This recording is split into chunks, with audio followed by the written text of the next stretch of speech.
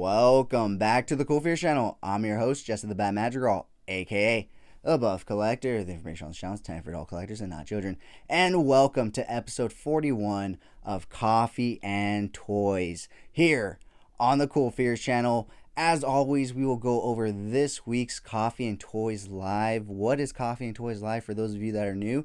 Well, every Wednesday I do go live on Instagram with a new guest where I speak to them about toys, toy collecting, toy photography, and so much more. Of course, we will go over this week's toy haul, toy news, and so much more, guys. But first, if you're new, then welcome. This channel is all about cool action figures, analyzing them, hunting them, taking pics of them, and of course, playing with them. If that's your sort of thing, why don't you go ahead and hit that subscribe button? And while you're at it, why don't you go ahead and hit that bell notification icon so you stay notified when I do upload new content. If you do enjoy this video or any other videos that I put out, please remember to give them a thumbs up. It really helps the channel grow. With all of that out of the way, guys, once again, welcome to episode 41 of Coffee and Toys. And yes, I do know I was wearing this shirt last week for episode 41, but guess what, you cheeky bastards? I am some kind of fucking fortune teller, and for those of you that know, you know. If you don't know, you'll find out later on in this episode, so stay tuned for that.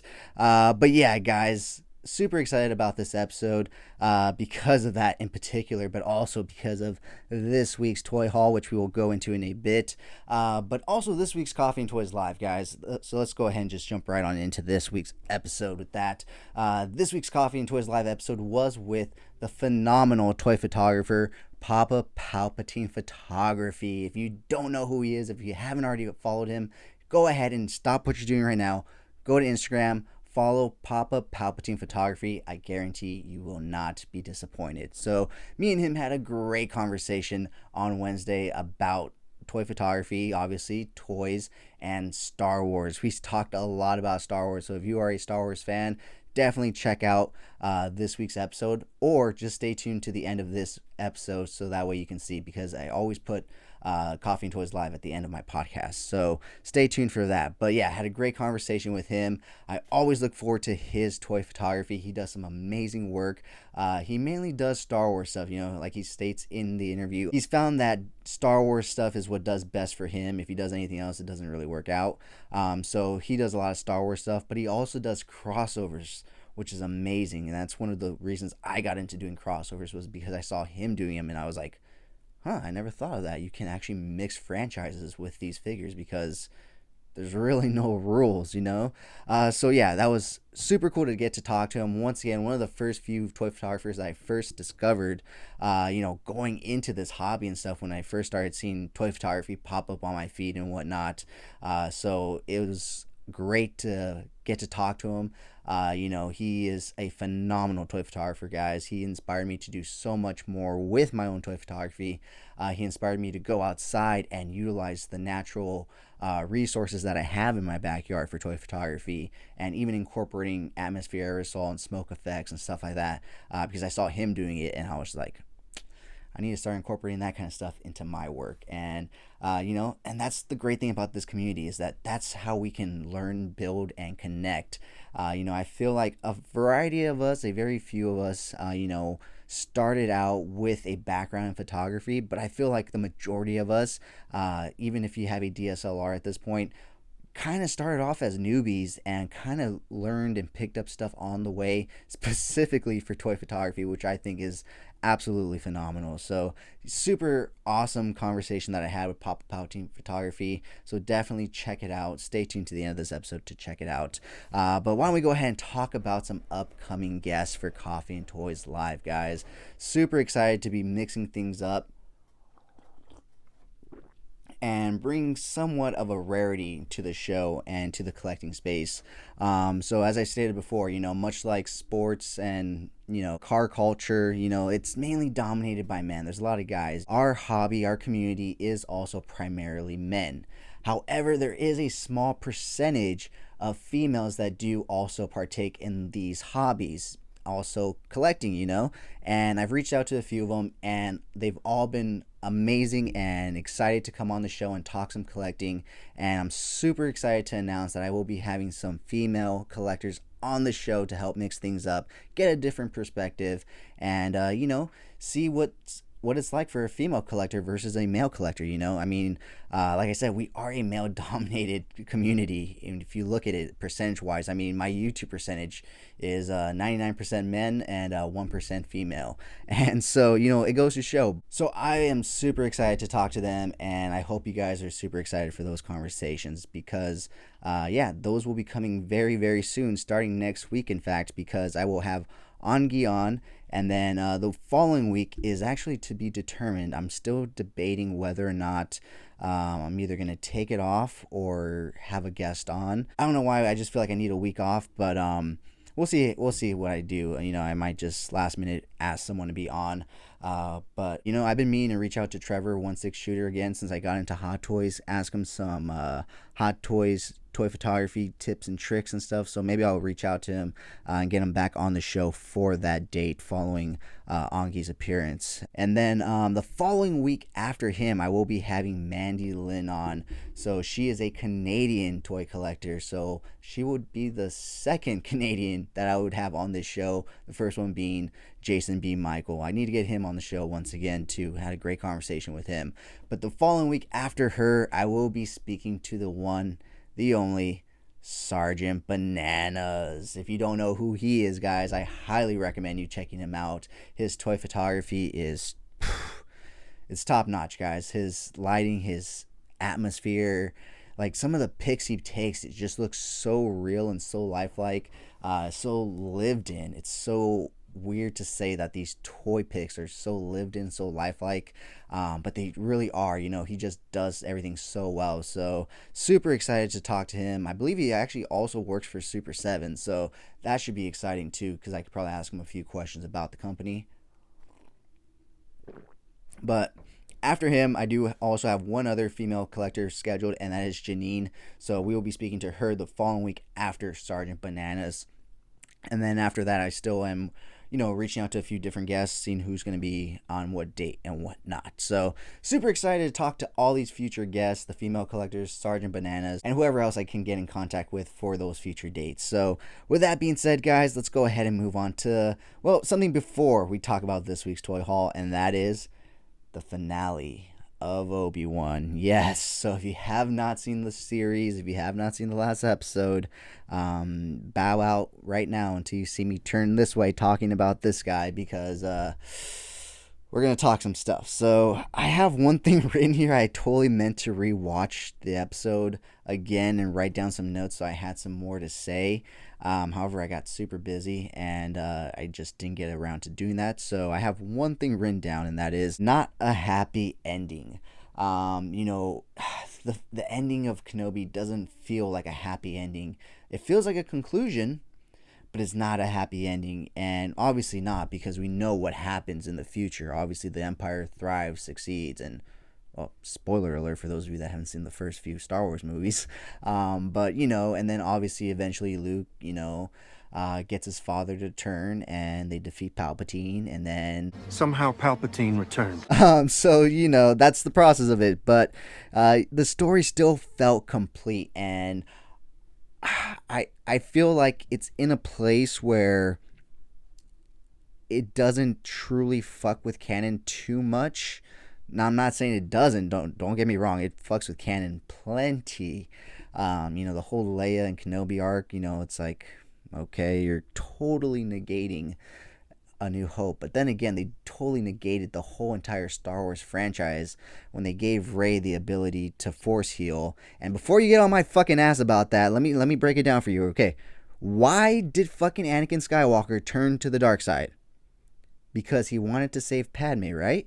That was the whole reason, right? And Palpatine told him the story of Dark Plagueis the Wise and how he can bring people back from the dead and stuff. And Anakin said, "Are you able to learn this power?"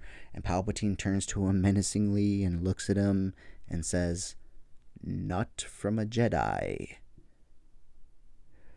And then you go and have this fucking character who you just wrote up out of the blue have absolutely no fucking training from an actual Jedi. Luke at least had fucking Yoda and Obi-Wan's Force Ghost, and she can suddenly heal a fucking alien worm? And then Kylo Ren? You're negating the entire Star Wars fucking storyline and franchise in that. So no, don't give me that, Rey, blah. No, fuck Rey, fuck her as a character, fuck all the new characters, in fact. Fuck Finn, fuck, I like Poe a bit. I like Poe a bit. He's okay, he's cool. Somehow Palpatine returned. Fuck Kylo Ren, just, I don't get why Disney had to go and finish the Skywalker saga by introducing new characters. If their full intentions were to end the Skywalker saga, then fucking end it with the Skywalker characters. Why spend time introducing new fucking characters if you're gonna end the Skywalker saga? We all wanted one thing as fans of Star Wars, and you cannot tell me you did not want this, whether you are a fan of the sequels or not. We all wanted to see Han, Luke, and Leia side by side fighting one last time at the same time on screen. I guarantee you every fucking Star Wars fan in existence, old or new, would agree that that would have been the pinnacle of Star Wars coming back. Seeing the 3 legacy heroes, at Chewbacca in there, of course, can't forget Chewie, fighting on screen side by side. But no, they had to go and kill them off one by one. They had to go and hire a director that literally would go, what would piss off the Star Wars community? Because that's what I'm going to do. How fucking stupid are you, Kathleen? Like, seriously, I don't give a fuck what people say about her, how she had some pretty good, decent movies in the 90s. Yeah, but guess what? She was a producer. She didn't have actual fucking control of it, because I'm pretty damn sure Spielberg didn't let her fucking touch shit on Jurassic Park. So no. Just because you fucking provide money and you have a few good credits to your name doesn't fucking mean shit. And I'm sorry, but I will die on this hill on that, because all we wanted was to see the 4 legacy heroes side by side fighting one more time on screen together, and they couldn't even give us that. They had to give us pussy Luke, had to give us old, grumpy, divorced Han. Like, why the fuck did they have to divorce Han? Han Solo is still at the same exact spot that we left him in. He should have had immense character growth. Yet, he literally, we find him right back where he was at. It's like, so frustrating. So frustrating, And, when they could have given Leia a fitting end in The Last Jedi. But no, they had to go and give Luke Skywalker a fucking holographic fucking end. That pisses me off too. It's like, how are you gonna have a Star Wars movie without a lightsaber battle? And don't even say, oh well, there's the throne battle with the fucking guards. No. I mean an actual fucking lightsaber battle where fucking lightsabers actually clash, not where fucking Mark Hamill's dancing around because he can't touch him, and then he goes. I cringed so fucking hard when I saw Luke Skywalker do that. I was almost expecting him to do the fucking Fortnite dance after that. I'm not even fucking joking. Had he done the fucking Fortnite dance after that, I would have been like, well, yeah, I guess so. That makes sense because, Anyways, back to Kenobi, guys. Like I said, it does fuck with canon, but it doesn't fuck with it enough for me to be like, oh my god. But also, it gave us some pretty damn badass scenes between Kenobi and Vader. A lot of people were saying that last battle was, and I felt the emotion in that battle. I don't know about you guys, but that's the one thing Disney does do right, is they know how to end these fucking shows. But that's what makes it so much more frustrating, that they know how to fucking make these shows, but they don't choose to give it to us. They only choose to give it to us in little pieces and parcels, and it's like, just make a fucking season like this and you will have endless money. Endless. Like, all they had to do was, Papa Palpatine and I go into this in our discussion, and he makes a great point. Show present day Kenobi at the beginning, flashback for the 30 to 40 minutes of the episode, and then at the end, you show Vader thinking about the same shit. How fucking great would it have been to have 6 episodes of that? And in those flashbacks, we see them fighting in the Clone Wars, in the trenches, building that bond that we know that they built during those conflicts. But no. We get one flashback with them training on Coruscant. But at least, like I said, they know how to end it, because I felt that, when Anakin was like, you didn't fail me. You didn't kill Anakin. I killed Anakin. and Kenobi just right then and there just knows, like, that's it, you know, and he just walks away. I felt that hurt, you know. He wasn't there to kill Vader. He wanted to speak to his friend, his brother, and in that instance, he knew that his brother was gone, and it was no longer worth fighting. It wasn't worth killing this Darth Vader, because it just wasn't. Well, I mean, in hindsight, it's kind of like, you know, he should have, but, you know, for him personally in that moment. So, heavy emotions, guys, in my opinion. And so, yeah, I mean, Reva kind of took like an odd turn. I mean, she kind of just went like, I don't want to be bad no more. I'm going to be good. And so I don't see how killing Luke would have been an eye for an eye, because Anakin didn't even know he had a son. So I don't know. That's why I personally didn't like Reva's character. She had no real purpose. I mean, yeah, she killed the Grand Inquisitor at the beginning, and then he comes up being alive now. It's like, so was he just waiting and watching in the wings this whole time? Like, why didn't Vader put her down for trying to put down his person? Like, I don't know. Her and the whole Inquisitors could have been a show in itself, and that would have been fine. But trying to shoehorn her and them in with Vader and Kenobi, it's like when you, like Palpatine said, like Papa Palpatine says, you know, when you see the title Kenobi, and you're telling me Vader, Anakin, Obi-Wan are all going to be in this series, that's who you want to fucking see. I could have really done without Luke and Leia, to be honest. Like, really done without it. I thought they were just going to be... I didn't even think Leia was going to be in the show. I just thought we were going to see Luke in the distance, because, obviously, Obi-Wan's hanging out on Tatooine. But then we get this whole ass, almost 5 episodes story... Or no, it's literally like episode 2 to 6. So yeah, 5 episode story arc where she's with him. And honestly, at the end, I was thinking, like, oh, she's a kid. She's very young. She'll forget about this. But, like, no, she's not. This was, like, a very big event in her young life, you know. She was very guarded and protected up until this point. I guarantee you she's going to remember this as she ages and grows up.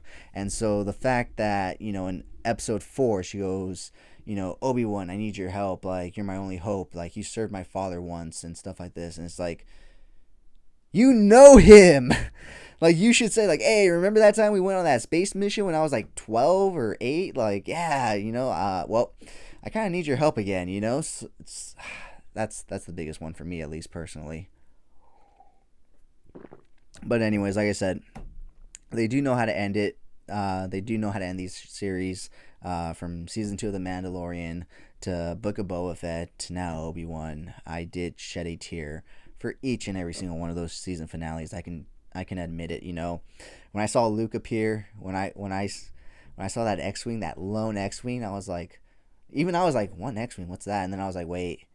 And then I saw it docking, and he wasn't responding when they were trying to communicate with him, and I was like, wait. And then obviously you see the one person jump out in robes, and I was like, wait. And then we saw the lightsaber. Oh my god, I'm feeling all types of emotions again. But then in Book of Boba Fett, you know, we saw Mando and Boba fighting side by side. Boba using the Rancor, just going ham, being the savage that we know he is. You know, that was a good one. I don't think I shed a tear. I'll be honest. I don't think I shed a tear on that one. That one was just fucking badass to watch.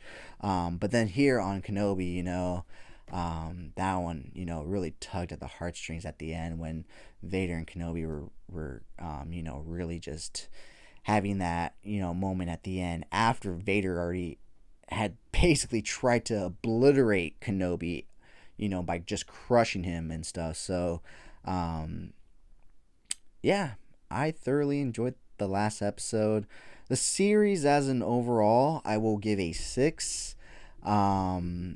Mainly because, like I said, just the continuity and the canon fucking with and everything like that. But if I just want to watch some really good stuff, although I'll give it a 6, but if I had to put it in terms of like my favorite series out of the Star Wars series, I would go Mando Season 2, Obi-Wan, Mando, Book of Boba. Yeah, that's basically where my list is at, you know. So, Book of Boba, I can go back, watch certain scenes and whatnot, but Go, go, Power Rangers. I'll leave it at that, guys. So, with that being said, let's go ahead and talk about this week's toy haul. Yeah, as you can see, my dumbass went and picked up a classic suit, Hot Toys Spider-Man. I'm really surprised that I got a Spider-Man and Green Goblin first, 1/6 scale before Batman and Joker, because I absolutely love them. But it seems like the 1/6 scale market is more Star Wars and Marvel when it comes to these kinds of properties and stuff. DC doesn't really have too much of a footing in that department. I know they've had figures released, but not as much as Marvel and stuff, And I will actually be getting a third-party Batman because he looks phenomenal. I was gonna go for the Hot Toys Dark Knight Batman with the Bat Pod, but I saw the review on him. He can't really sit too well on the Bat Pod. But this other Batman that I saw, it's from a third party, but it looks fucking bad ass. It's so dope because like they were showing the detailing in the underbody, and the underbody is like the super muscular body, and it has like actual detailing in like the muscles, and like the veins are popping out kind of like an actual bodybuilder, which was super cool because when you put the bat suit on top of it, the veins, you see the veins through the suit, and I think that was just the best. So I will definitely be picking up that Batman opposed to any other version, whether it's Hot Toys or Sideshow, So this guy, I went ahead and picked up because I picked up, well, hold on, let me see. I'm pretty sure you guys can't see because this guy's in the way, but I went ahead and picked this guy up because I picked this guy up. And as you can see, this guy does actually come with Scorpion's tail, which is super cool, and which was another reason why I went ahead and picked up this guy because, he's classic Spider-Man suit, obviously. He comes with this and this diorama, and so what I'm going to do is put Goblin right here. So it's going to be like Goblin and Scorpion or after Spidey, and it's going to be this sick display if I do say so myself. Unfortunately, I have to rearrange some things because, as you can see, Goblin right here, from the ground up, he's already at the height of this shelf. So if I want to do what I want to do with him, I'm going to have to put him on a top shelf. And I do have a top shelf right behind the camera that I can essentially put this there. And sorry, guys.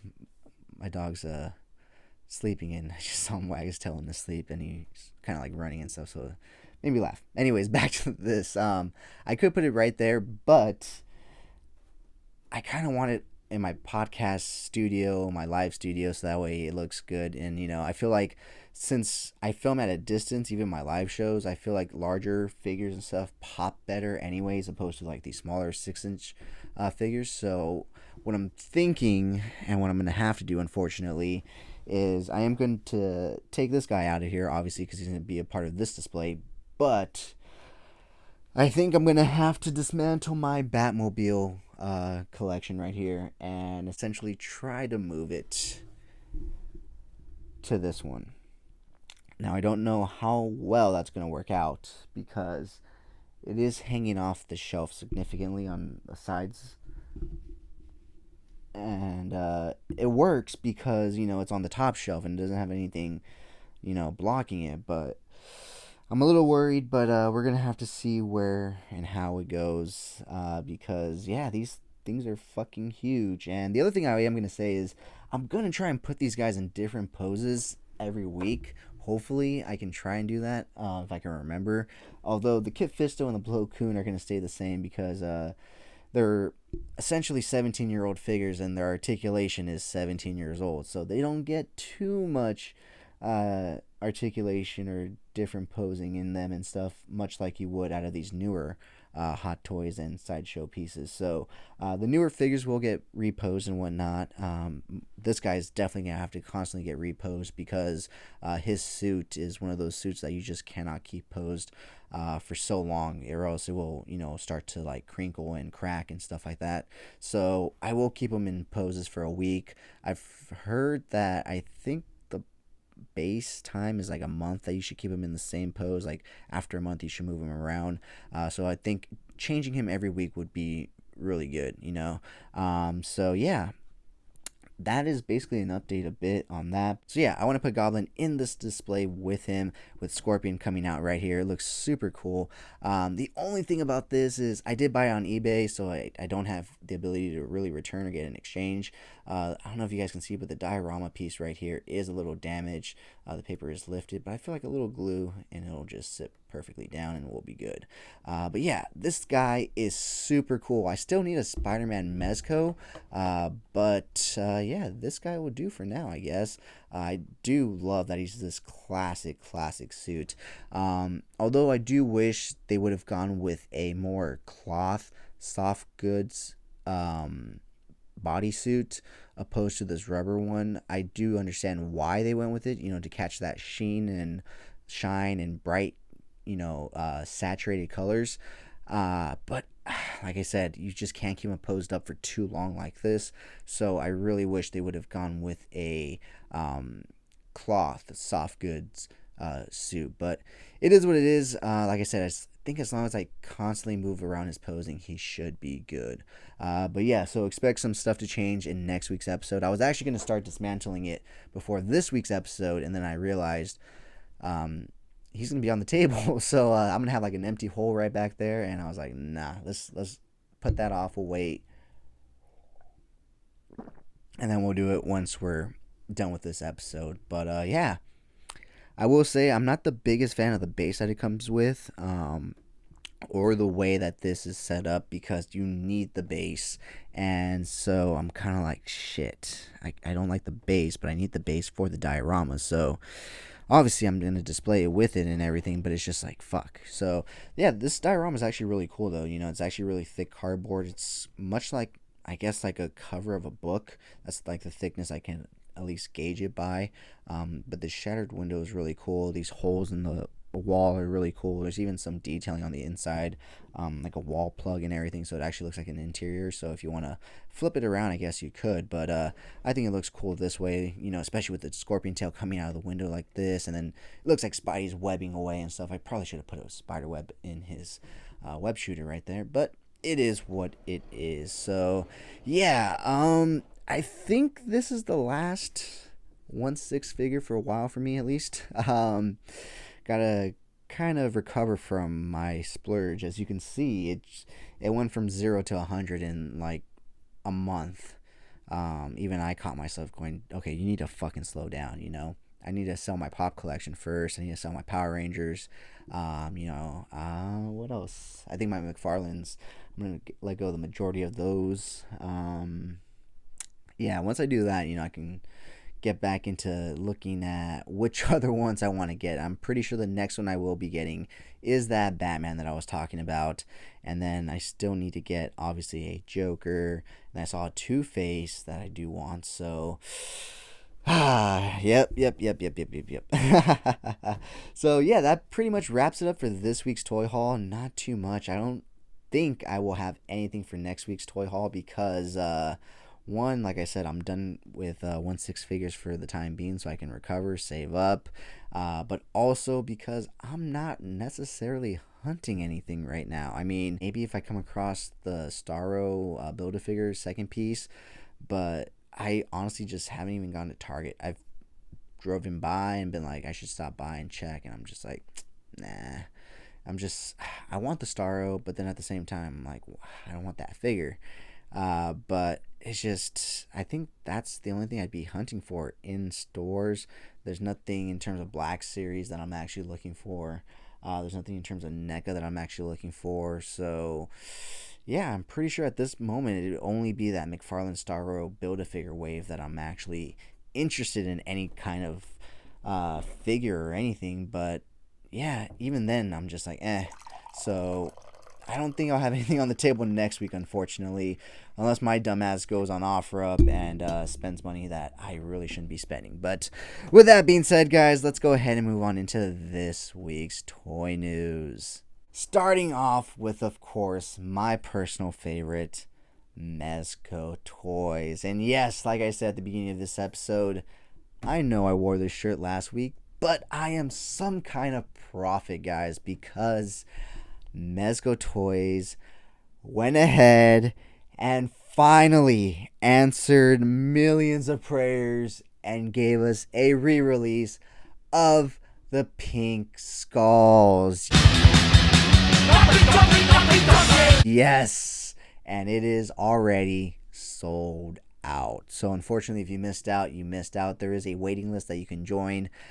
I did put myself on that waiting list for a second set, although before you start doing that, be aware that the final price for me was $330 or $322, right around there with shipping and taxes and everything, because it is originally $285, guys. So this set will cost you quite a pretty penny, but it does come jam-packed with so many accessories to help offset that price. But yeah, you have to be willing to spend some cash just to get two sets, because that's essentially going to put you at $1,000, guys, $1,000. So yeah, I mean, they're all going up, guys. They're all going up. However, I see the worth in mezcos. I use them for my toy photography constantly, and that's why I'm choosing to get rid of my McFarlanes, because as cool as all these iterations of Batman are, in my opinion, I only really photograph my mezco Batman, and it's like, why do I need these statues on my shelf that are just essentially that, statues? And if they're statues, then make them statues, but they're not, so yeah, I will be not selling all of them, but a good chunk of them at least. So yeah, but anyways, getting back to the Mezco's Pink Skulls, this one is slightly different from the original release. So it's not an exact re-release per se. This one is considered the Pink Skulls Gig from Hell box set. And they do come with new cartoon heads, but they also come with other heads that the original ones came with. I think the original ones, if I'm not mistaken, only came with like one head sculpt. These ones each come with like 3 different ones aside from that cartoon head sculpt. So super cool. But not only do they come with a shit ton of accessories, but they do also come with a few other goodies, like a pop-up diorama, so you can build a stage for your Gig from Hell. And of course, what band would be complete without a debut album? So Mezco went ahead and paid some musicians to create this entire debut album, basically under the name of the Pink Skulls. So yeah, super excited. Like I said, I did get one set. I put my name on the waiting list for a second set, and like I said, that is why I am wearing this shirt once again in this episode, because of this release. Yeah, so I am some kind of prophet or something. Last week I just threw it on because I was like, you know what? I haven't worn my Pink Skull shirt in a while, so I'm going to go ahead and throw it on. And then I saw this week and I was like, well, gotta wear it again. And gotta explain why I'm wearing it 2 weeks in a row. So yeah, super excited. Cannot wait for these guys to come in. They were a buy it now option, so they should be shipping soon. And I'm hoping that they ship from Seattle, because that means I will get them super, super fast. So with that being said, why don't we go ahead and move on into the next bit of news. Beast Kingdom. Like I said last week, I think it was, when we took a look at the Lightyear, DAH Buzz Lightyear. We don't always take a look at this company, but whenever they do release a great new DAH figure, we definitely will. And now they have shown off their Lightyear DAH 077 Zurg. Now this guy looks fucking awesome. I may have to just pick this guy up and even utilize him in my 6-inch scale toy photography, because he is a 1/9 scale figure, which means he is 9 inches tall, which means that, well, obviously it's the base, and then, if it's a taller figure, it may be a little bigger. So I think he may be closer to like an 11-inch figure, maybe just under 11 inches. And that would tower over some figures. So that would be super cool to add to the collection. I am a Beast Kingdom collector when it comes to certain DAH figures. Mainly Batman. That's mainly what I have. But I am open to that Zurg. So not too much toy news this week, guys. Only 2 more things, or 2 more companies to get through.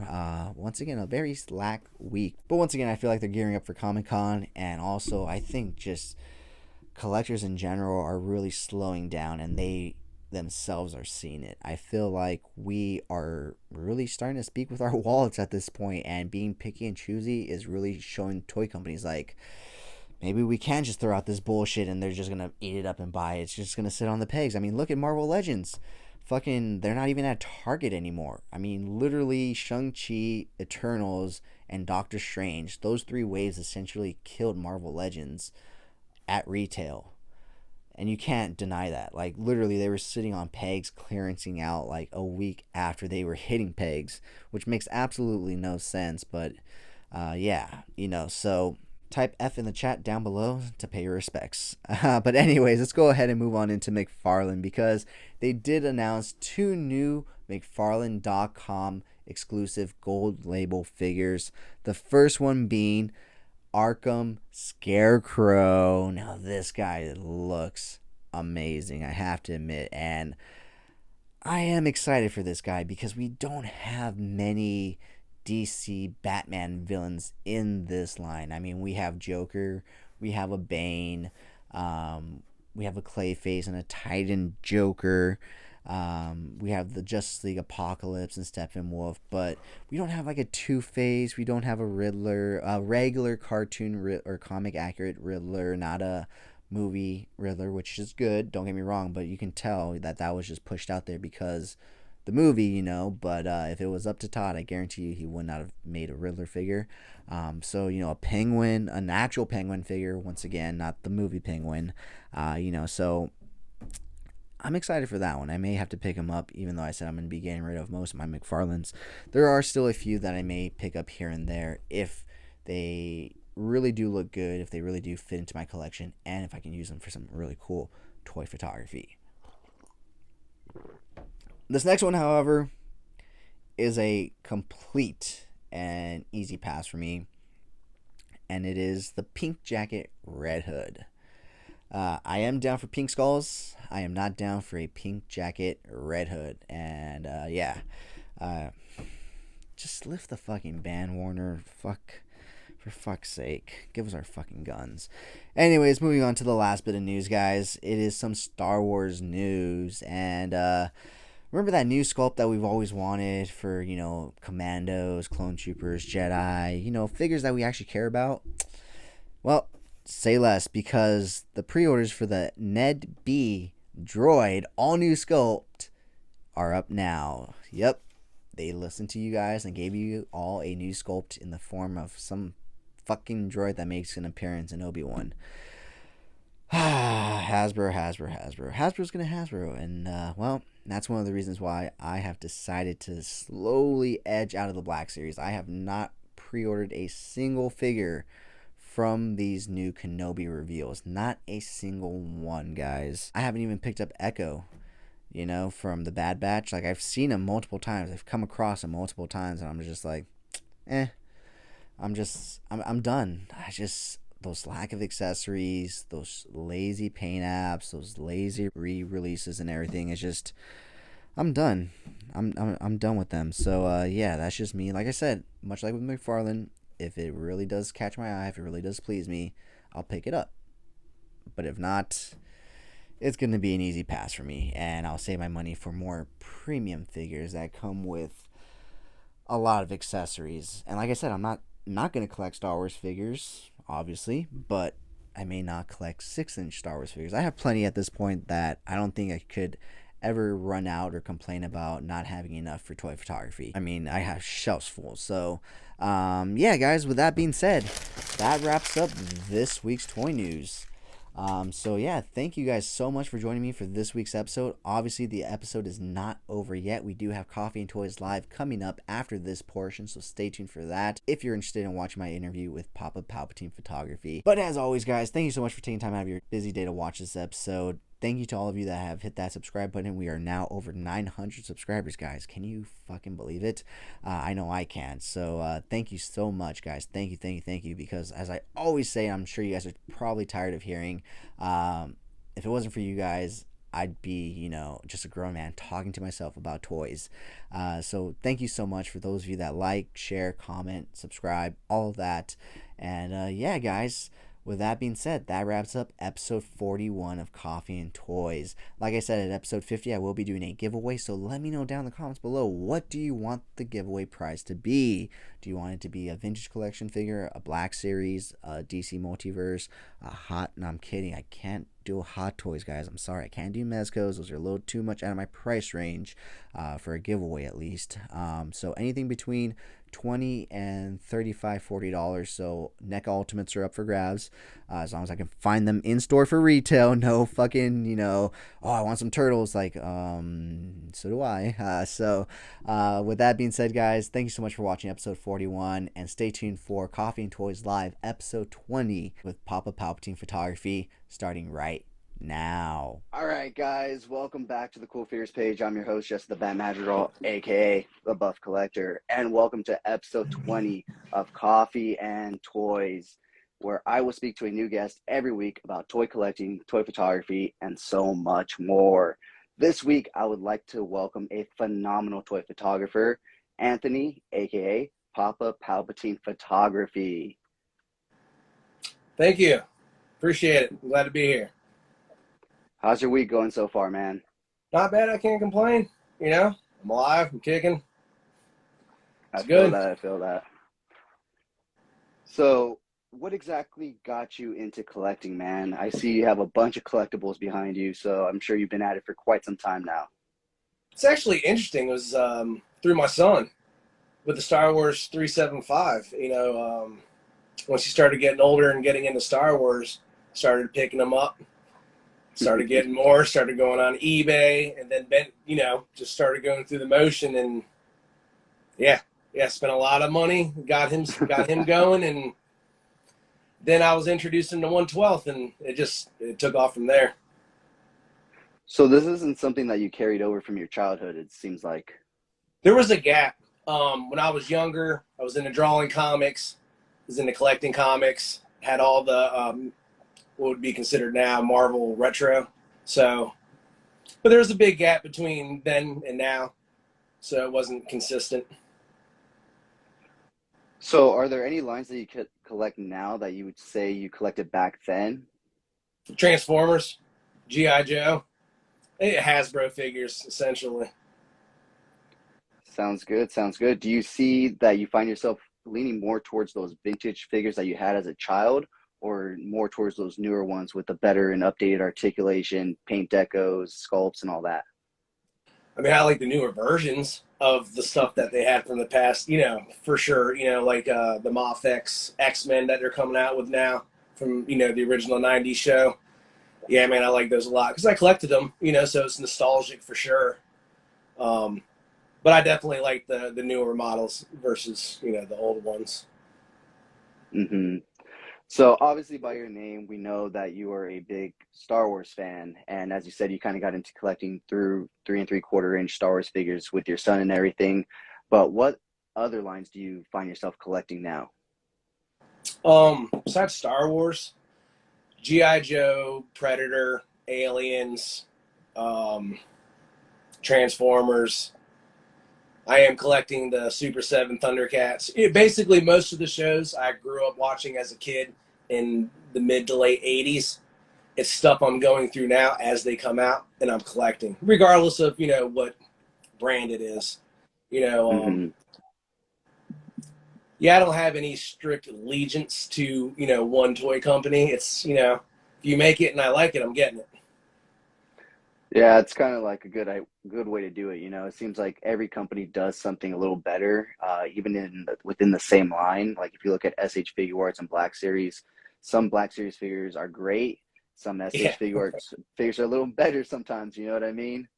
I completely agree, and this is the reason why, whether I'm army building, I always mash it up between Hasbro and like the Bandai model kits. I'm crossing over constantly. Even the Mafex Stormtroopers. I have three different brands of Stormtroopers. Mix them all up. And the good thing about that is with Stormtroopers, unlike clones, they're different sizes. You're not going to have the standard size like you do with the clone troopers. And if you mix it up with different brands, you can get that height difference without playing, with camera tricks and stuff. No, yeah, definitely. That's actually something really interesting that I didn't think about until you brought that up because, yeah, you're right. With clones, they're all the same height and everything. They're all the same person. But with stormtroopers, obviously, we now know even more so that they're enlisted people and stuff. So there are going to Yeah, be those differences. and it's the little details like that go a long way. When you start just breaking it down, just to those little differences, it helps the picture out a lot, in my opinion. No, yeah, most definitely, man. I think that's something that I really appreciate about your shots most is the little details that you put into them. Sometimes you take these grand shots of these 10, 20 figures. Yeah, you can tell that you took the time, individually with each one to think about, okay, how am I going to pose it? How's it going to look? And, to overall fit that grander image that you have in your head. Yeah, well, I appreciate that. I like the war scenes. I like the grandiose, a lot going on. As long as it's not too much, sometimes I get a little carried away with it, but it does. A lot of this stuff brings me back to when I was a kid. Even when I played as a kid, I'd stage everything out first, and then I would play and do my thing versus just pulling stuff out and you know.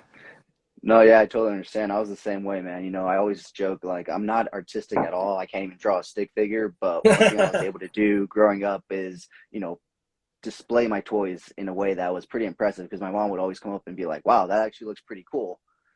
Oh, yeah, that's cool. It's interesting because I did the same thing, as a kid. Like Spider-Man, for example. I'd have fishing string, and I'd have him, going, in my bedroom with the hobgoblin or whatever. Yeah, it's fun, you know. And eventually, once I got back into this, yeah, it completely brings me back to my childhood and things I did. You know, I'm sure the younger version of myself is giving my current self a high five. That's good fun. No, yeah, definitely, man. It's that's basically what attracted me to it, was that fun factor of it and that childhood, nostalgic feeling of, like you said, just setting up your toys and playing with them and stuff. Hmm. And yeah, I'm sure my younger self is high-fiving myself now too, knowing the kind of figures that I've invested in at this point. Man, sometimes when I'm messing with the masterpiece Transformers, I'm like, man, if I could only have had something like this versus the Hasbro ones, that came out in the '80s. Yeah, it would have been fun, man. Yeah, but at the same time, we know we would have fucked them up. I took every one of mine apart once I learned what a screwdriver could do. Pieces. Parents were so pissed off, man. Oh man, that's funny. Transformers are hard enough to put together and stuff as it is. I can only imagine if you completely disassembled them. Well, yeah, because back then, a lot of them were metal and, screws and Oh all of yeah. them. So, yep, just right away, big old Ultra Magnus and a big pile of parts like it's from the movie. My mom was like, "You going to be able to put that back together?" I was like, "Sure." Ended up in a bag, like all my whole collection pieces, man. Oh man, it's a good thing you didn't get that giant Unicron when you were younger. Dude, man, Imagine that baggie. yeah, it'd be good fun though. Oh, I'm sure it would have been, but that lecture afterwards, probably wouldn't have been too fun. I think I actually did that to the Ultra Magnus though. That was not Ultra Magnus, Metroplex. Yeah, Mm. that was high dollars back then for a Metroplex. It's crazy to think back like what high dollars were for toys back then were versus what they are now.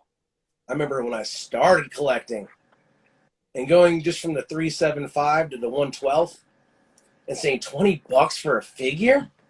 I was like, that's kind of expensive. I don't know. And this was at the very beginning of me doing photography, and then now it's Hmm. crazy. You can spend hundreds for just a single figure, Yeah, and it especially if you doesn't army even build. bother me now. Exactly. Yeah. No, yeah, man, I totally get that. So you've been touching a bit about upon your photography and stuff. So I want to ask, did you do photography prior to going into toy photography? Do you have skills, or was that something that you saw on Instagram or somewhere and you thought, I want to try my hand at it, and you just learned and progressed as you went along with practice? That's an interesting question. I have an art background in drawing and sculpting, but this was Ah, many years ago. Um, I was good at it, but, as you get older, you start working, you have a family, a lot of things you were into, especially, if you're a brand new father, as an example, you're not too much worried about certain things because you're more focused on your family. So a lot of that drifted away. And then as far as the photography aspect, my brother, remember the Clone Troopers, he got me into it. So he's a war vet. He was using it for therapeutic reasons. And at that point, I was going through a hard time in my life, and he was like, hey, man, you have an art background. And he was basically like, this is actually helping me a lot through the stuff I've been through, as far as the war.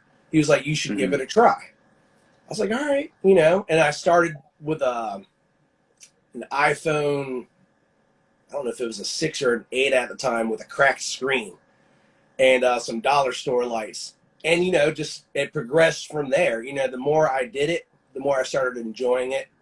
Eventually, I started using more of my imagination and my art skills from the past and started to blend it in with the photography.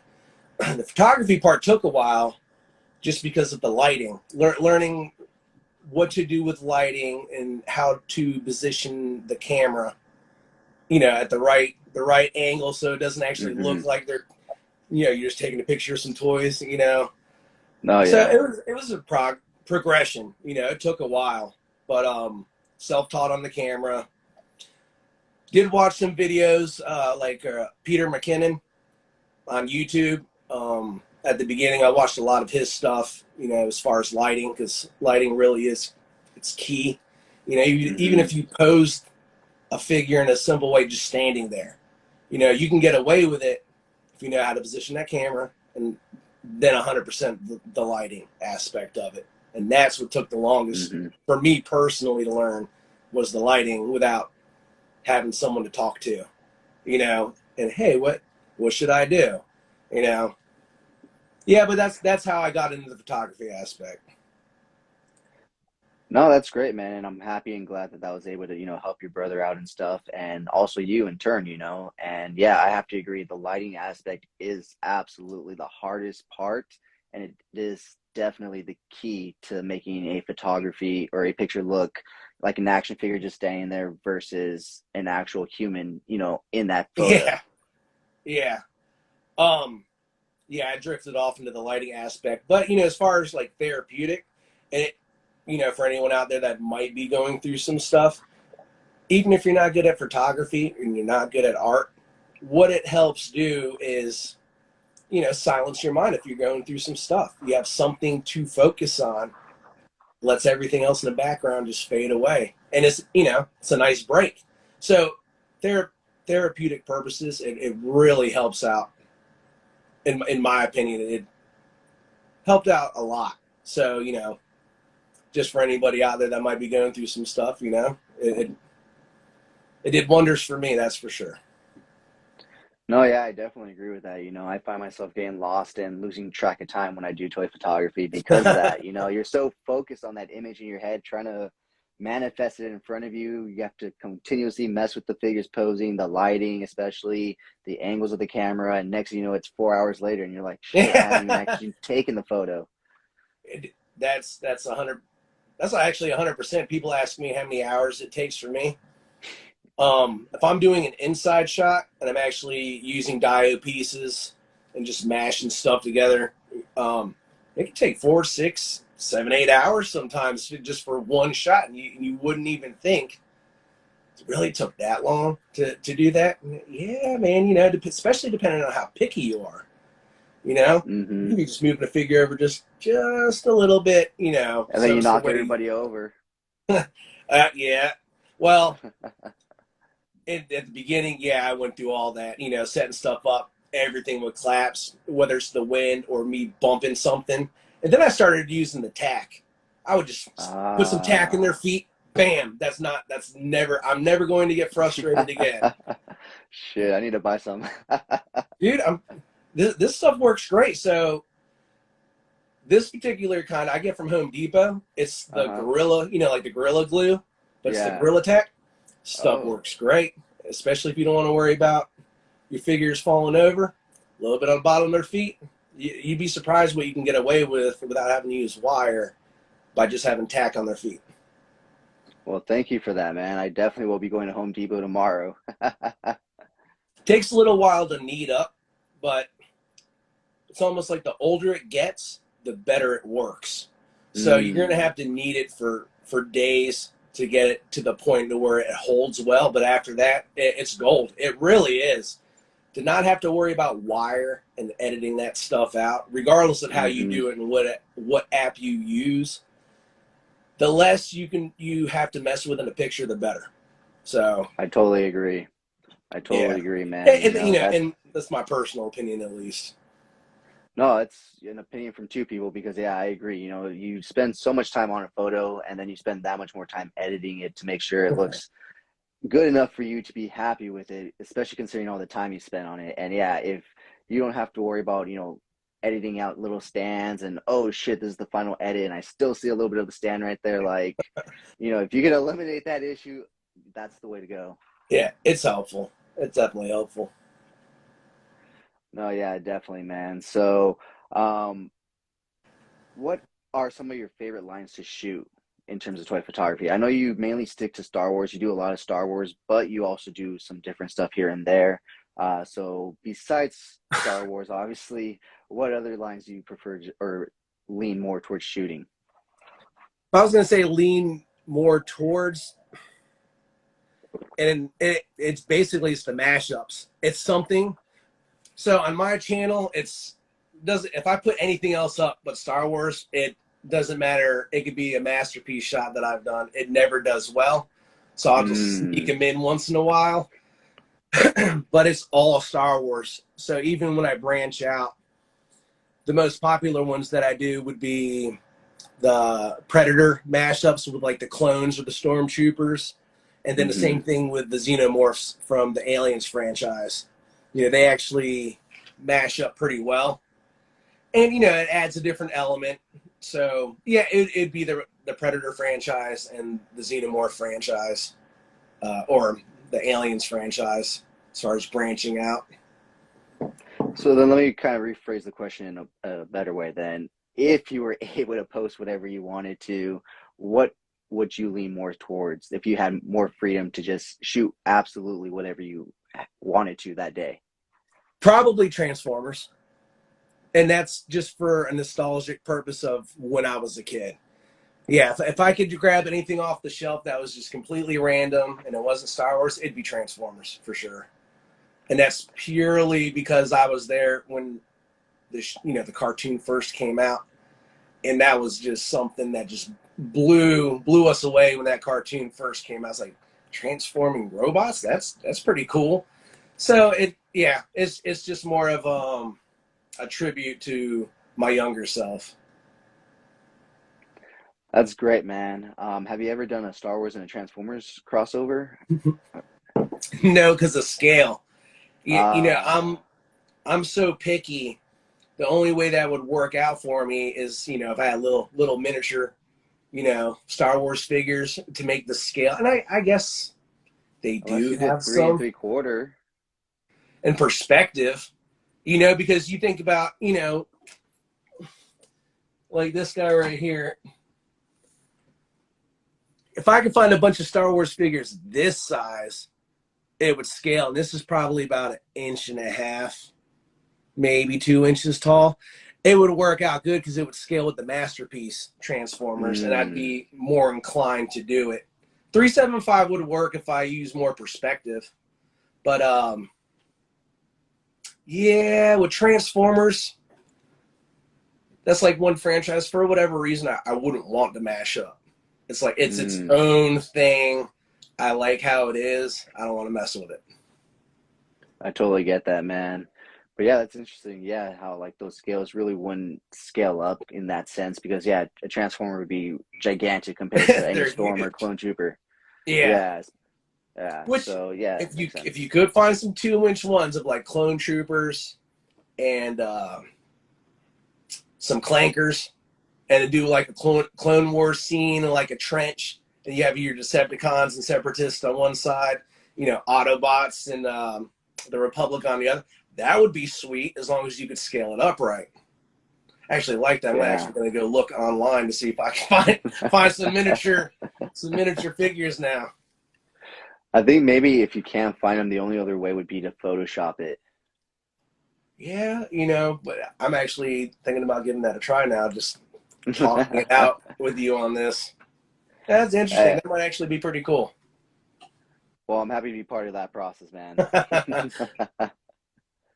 So we've kind of talked about a little bit more about your toy photography and stuff, but you said you do shoot inside and stuff, diodes and stuff. But when I first discovered your page, you were mainly shooting outside, and that really inspired me because when I first found your page, I was a brand new toy photographer. I was barely finding things. Yours was one of the first pages I found, Oh, sweet. and your basic setup of just some basic rocks and gravel and stuff always just looked so amazing. You would just find different ways to set them up, different lighting, different shadows, adding, smoke, atmosphere aerosol and stuff like that. And, that really caught my eye and showed me that, I don't need to go and build this extravagant diorama or have this extravagant diorama. And I can just go to my backyard, set something up and, start off with this, and eventually move on to that. Yeah. So at the beginning, yeah, I didn't know how to build diodes or any of that stuff, and because the lighting was hard for me to learn inside because I was still learning. Outside makes it much easier, even if you have some cheap lights. So I had a Hmm. spot in my woods on my property that I was like, you know what? Okay, I'm going to dig out this area. And it's funny, in my shots, I have a couple old tree roots that I got off a job site, that actually had the roots that they were hardened up because they were probably, years old, but they got dug up out of ground. So I had a Hmm. couple tree roots in the back. I had a couple pieces of, man, what's the material? Can't think of it right now. Basically stone. And then I had some other tree branches on the side. And then I just had some extra pieces. I could just move it around, whether it's rocks or branches or sticks, whatever, to help change up the scene a little bit. But starting outside with how the sun came across behind my figures, Hmm. I learned, and the sun actually lights up your figures pretty well. But being in the woods, it helped me get the little rays in. And then I'd have like a cheap little light I put in front. So because you have a brighter light in the back, the front of Hmm. your shots can be really dark. So I learned, hey, I need to have a couple lights in the front, off to the side. Pulled my smoke machine out, had that hooked up, and that when I started doing shots like that is when I started to improve, the quality of my photos or the action going on of my photos. But then I moved to inside once I learned how to start building diodes and things like that. And the main reason of that was we had a lot of rain one year, so that whole area was flooded out, so I couldn't do Mm. shots. So it kind of forced me to start making diodes, and then sometimes the mosquitoes are real bad and ticks and stuff like that. So last summer I was like, I'm not doing it this year. I was like, nope, I'm just gonna go ahead and build some diodes, and I'm gonna make sure my lighting's on point, and then I can sit at my table with AC and just have some music on. It's just a more comfortable environment at that point. Oh yeah. Oh yeah. I can totally agree with that process, man. Because, like I said, you inspired me to go outside, get started, and yeah, it was great for a while. But I live in California, and today alone, it was pretty humid. I mean, today was kind of overcast and stuff, but yesterday it was, I think, almost 95, 100 degrees and stuff. I'm not And going out there to shoot toys, man, in that kind of weather. yeah, and so you have to wait till the sun goes down, but by then your lighting's gone. You know what I mean? So Yeah, when the lighting's perfect up here, it's when it's hottest also. So I was just like, you know what? Okay, maybe I'll get some lights and shoot at night. So I was doing that for a bit. Well, when it's hot and there's lights, obviously all sorts of critters come out of underneath rocks and stuff. And so I was fighting myself, fighting, giant spiders alongside with my clone troopers and sand and everything. So I was like you, I was just like, I'm not going to do this again. So I went ahead and decided, I personally, like I said, I have no artistic ability, so I can't build dials. So I went ahead and looked into buying one. So I was able to get, an extreme set space diorama for my Star Wars stuff. I kind of somewhat built myself a forest diorama out of some of the stuff that I had. And then I went ahead and picked up a few of the NECA street scene dioramas. And I have like a few other things that I put together here and there from pieces of stuff that I have. As far as dios, even like weathering, I was so intimidated the first time I weathered some figures. And it's like anything else. The first couple times might be whatever, but the more you do something, the better you get at it. And even I would suggest to anybody, go to Depot, get the pink foam, and just mess around. You'd be surprised. I mean, beauty is in the eye of the beholder. I mean, if you're doing destruction pieces, now I'm not talking about making, pretty immaculate buildings that you would see in New York. That's totally different level stuff. And yeah, don't do that for your very first one. If you don't have, for anybody, I wouldn't try doing that. But if you're making just like destroyed walls, you can't really mess that up because destruction is destruction. If something's, blasted off, you just a flat foam and just dig it out, I learned by going on, YouTube, they give you some step-by-steps. And even if you just make pieces, you don't even have to make full dios. Just making pieces, it helps break your pictures up, is my point. It does add a lot of depth, because then you can start expanding the length of your shot and getting, adding different things from the background all the way up close to your camera. And that depth, it really does a whole lot for your shot. No, yeah, definitely. I totally agree with that, man. That's why I picked up a few NECA street scenes because I'm able to have my figure next to one and have one in the background. I picked up some Dollar Tree barrels and just kind of just have them there. And you know what I mean? Like, yeah, exactly like you said, add some depth and life to the photo itself. I think that's really the key. It's just like you said so far or earlier on in the conversation is the details. It's those little details that are going to make that picture go from, just a toy standing there to, oh shit, is that a toy or is that a person? It helps a lot. You'd be surprised how much of a shot doesn't even make my picture. Like the last G.I. Joe one I did, I had this whole thing set up. I mean, massive. I knew I wasn't even going to be able to get everything on the shot. But I literally put out every G.I. Joe figure I had, posed them all over this whole expansive dio, and then the picture's like this much of everything I put out. Because you never know what you might shoot, what you might be able to fit in there. But yeah, sometimes I get carried away with these with these setups and stuff, but it's fun, No, yeah, I totally agree with that. Not only is it fun, but I don't know if you've been there. I've been there plenty of times where I've set up a shot, went to shoot it, and I'm like, well, fuck, there's a bunch of empty space that I could have filled out. And, now you have to take time to fill everything out and stuff. Whereas if you just do it from the first, point, it's already filled out. You take your picture. What shows up, shows up. If not, it is what it is, like you said, So it's kind of just like it helps with the process as well, And that way you can also, if you have figures set up in different areas, you can try different angles. You don't have to just stay in this one angle because, there's a bunch of empty space on this side. So you can move it over and you already have figures set up here, figures set up here. You can try different angles, different lighting things and see what works best for that shot. You're 100% correct on it. That's for me, that's one thing when I'm messing with my picture that I have a pet peeve about with my own personal shots. I understand everyone has their own style and their own ways of doing things. I don't like dead space. When I'm done with my pictures, I never have to crop them because I make sure my camera is exactly where I want it to be. And I have all these little spaces filled up so there's no dead space. And it might just be the way I shoot. I can't pull those kind of shots off to where I'm happy with it, with my style of shooting. There's a lot of people out there that can have one figure and it looks amazing, amazing picture. Just for me, I can't do it. It's not my style. I like to have just everything going on. But my style is more geared towards war too. Most of my shots, there's battles.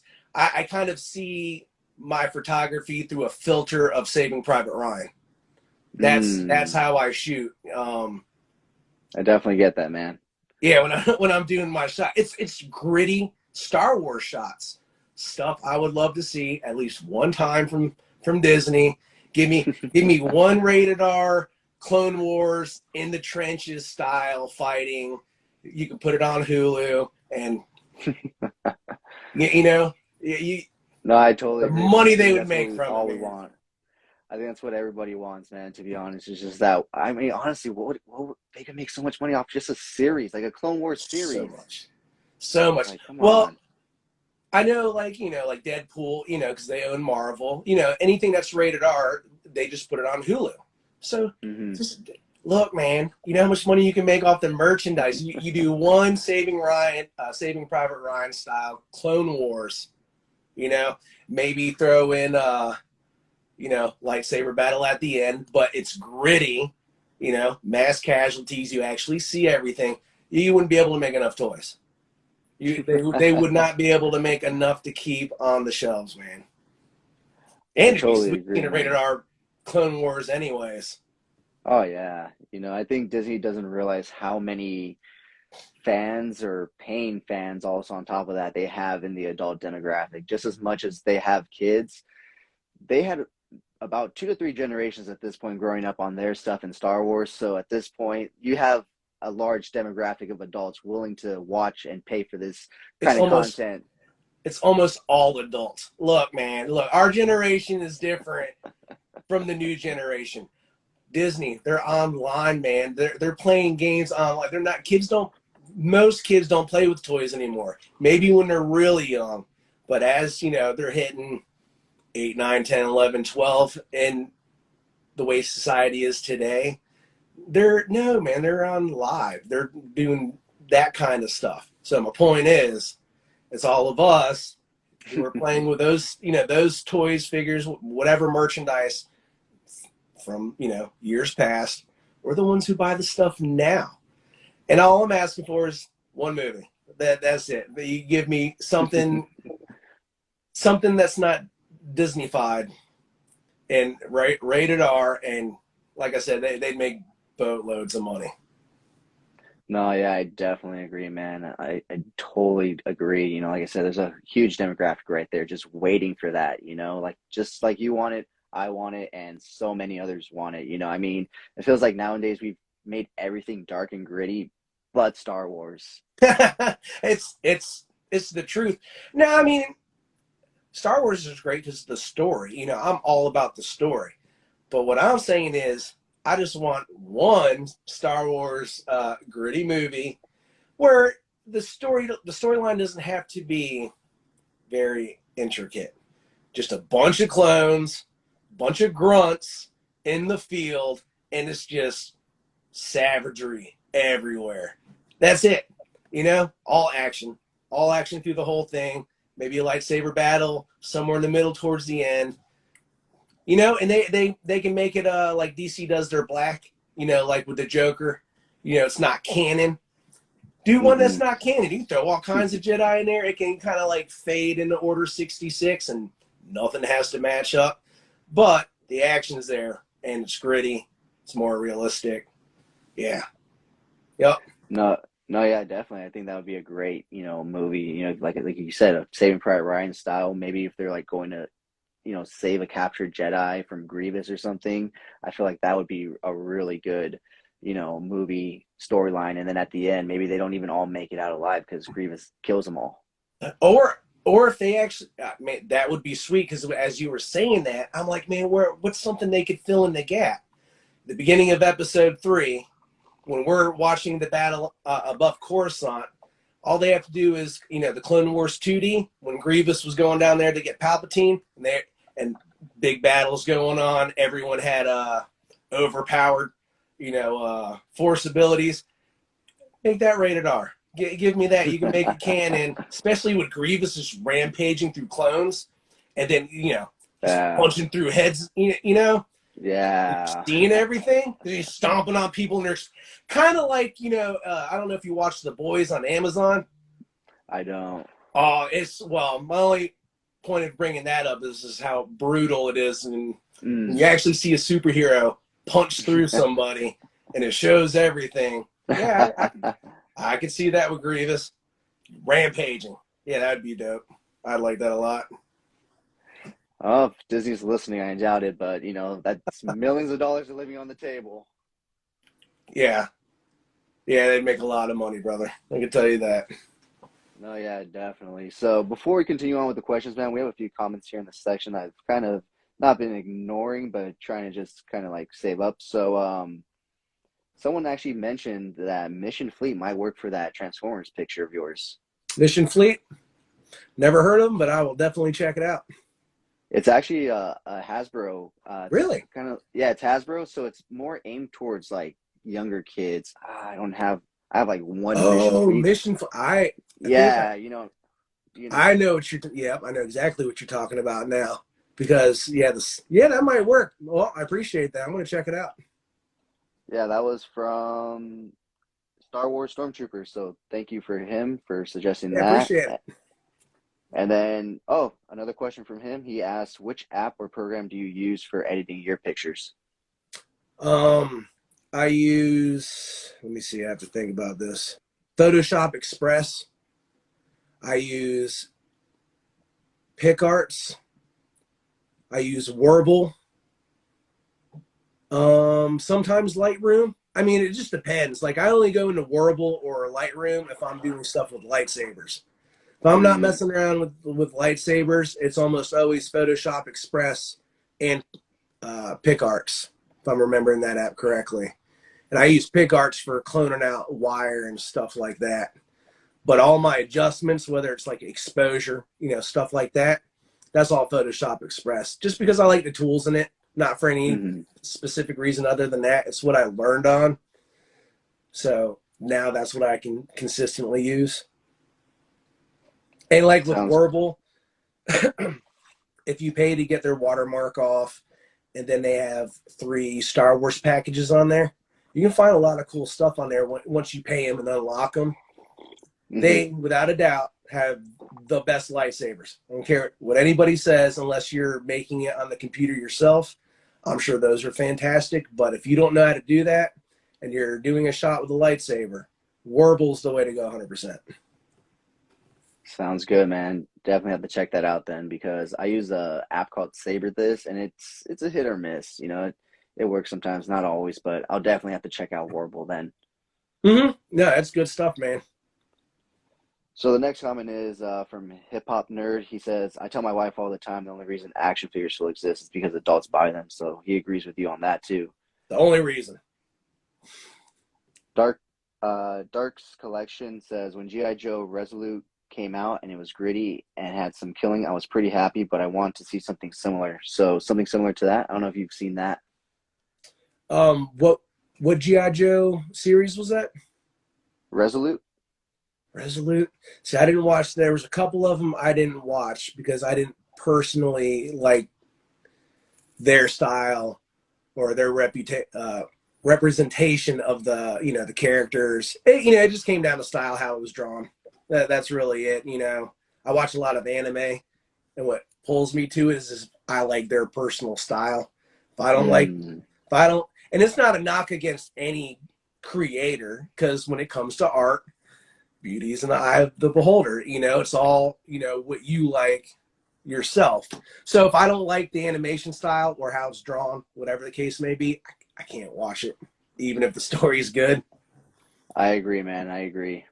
I'm the same way. Like, if I don't like the art animation on certain things, as much as I love the property or the franchise, I'm just like, it's an eyesore for me. So why am I going to sit here and put myself through it? Yeah, I completely agree, man. So someone else said, maybe Delta Team slowly becoming Imperial commanders for that movie. That'd be dope, man. I was for more shots. This. That'd be pretty cool. Yeah, I love Commandos. I'm so happy that they came out with that Commando recently. The GameStop exclusive. What is it, Boss? Boss, yeah. Yeah, it's so cool. I was able to paint, I painted all mine white. I didn't even save one. I saw that. Boss. Yeah. Yeah, I love me some Commandos. Yeah, so do I, man. I'm glad they're finally giving us that team. It's just unfortunate they're being so lazy with it. I don't understand. I mean, I'm sure there's a very strategic reason as far as sales and stuff why they come out with them how they do. But I would love for them to just come out with the whole team at once. You know, A just 4-pack. yeah, there you go. Take my money. I'm asking you to take my money. Why aren't you taking it? Well, because they want to give you these half-assed, half-baked ones. That's why. Yeah, and then I wonder in a way if that's how they're able to put undesirable figures in there as well to sell the wave as a whole. Because he just came out with bomb waves each time, and then he came out with a wave that had some undesirables in there that they know it's going to flop. You know, Oh because there are yeah. people that buy the whole wave versus just the individual ones. And this is a way for them to push those figures or characters that no one wants. You know, peg warmers. No, yeah, definitely. I think they learned their lesson when they overproduced those new sequel era figures back when the movies were coming out and they were just sitting on pegs. Well, so they have access to all the marketing. So I'm sure they were able to look at what Lucas did, you know, with the first 6 movies, how much merchandise he put out, when he put it out. I'm sure they had access to all that stuff. The problem was the story. I mean, you know, if you watch all 3 movies, whether you were a kid or adult, you weren't going out like pounding and getting all the figures, getting double. I mean, I know some people did, and sweet, you know, I'm glad you loved the movie, you know, but I think there was enough people who didn't, and if you're not feeling it, you're not going to spend money on the merchandise. The merchandise never lies. If the merch doesn't sell, there's a reason it didn't sell, you know. I'm just saying, you know, follow the numbers. Money doesn't lie, man. You know. So that's what I think personally, because you're 100% correct. There's a lot of those figures sat there for a long time, man. You know, They're still sitting there, some of them. they went to Five Below, and they're sitting there now. I still come across a few of them every once in a while, like a Walgreens or a Five Below, exactly like that. Yeah, whatever, man. You know, hopefully, you know, they learn from story. It's about story. It's always about story, you know. Unless you go Hmm. into that rated R stuff we were talking about. If it's not that, better have a good story, you know, because the oohs and ahs, it's not going to carry it, especially when you're talking about longevity. You know, if you want something to Hmm. do good over years and years and years, better make sure that story is on point, especially when you're talking about Star Wars. You know, Hmm. how Oh many people are yeah. still buying merchandise from A New Hope? I'm just saying, you know, people are always buying that stuff. Why? I mean, look at it, you know. Hmm. So yeah, You know, my biggest gripe with the sequels is that they never once gave us what everybody wanted, and that was Luke, Han, and Leia side by side once again on screen together fighting. That's all they really had to give us is one good I feel scene like like they did that, it and on I purpose, guarantee, man. Hey, I yeah, feel one scene like that would have shut everybody up. well. I would say even before that point, if you have 3 directors writing 3 different stories and there's zero communication and there's not one goal where all 3 meet up to that, I mean, that's like the foundation of their issues right there. Yeah, it's just exactly like you said, three different minds coming together with no communication. How the hell are they going to come up to the same point? And it was kind of I don't know if it was, I forget which series of novels it was from. I don't know if it was, I can't remember. So they took an expanded universe, you know, where they got Ben Solo, you know, basically Solo and Leia's kids, you know, where you had man, I'm having a hard time remembering names right now. They should have just took one of the old expanded universe stories and just ran with the ball since it did so well, instead of Hmm. taking little pieces from that, some pieces from A New Hope, you know. At the end of the first movie, when I saw there was another Death Star, I was like, come on, man. I was like, really? Really, man? So you didn't need to do that. But to each their own, like I said, you know, if you enjoyed the movie, more power to you. Just wasn't for me, and I'm fine with that. Yeah, Like, my headcanon, it ends at 6. yeah, and Rey's not a Skywalker. Just saying. Yeah, I can totally agree with that, man. I don't even think she should even technically be a Palpatine. I don't even know. I don't even think they knew what she was up until the very day that they shot that scene, and they were just like, "Fuck it, she's a Palpatine." Even shoehorning in Palpatine. I mean, killing off Snoke the way they did.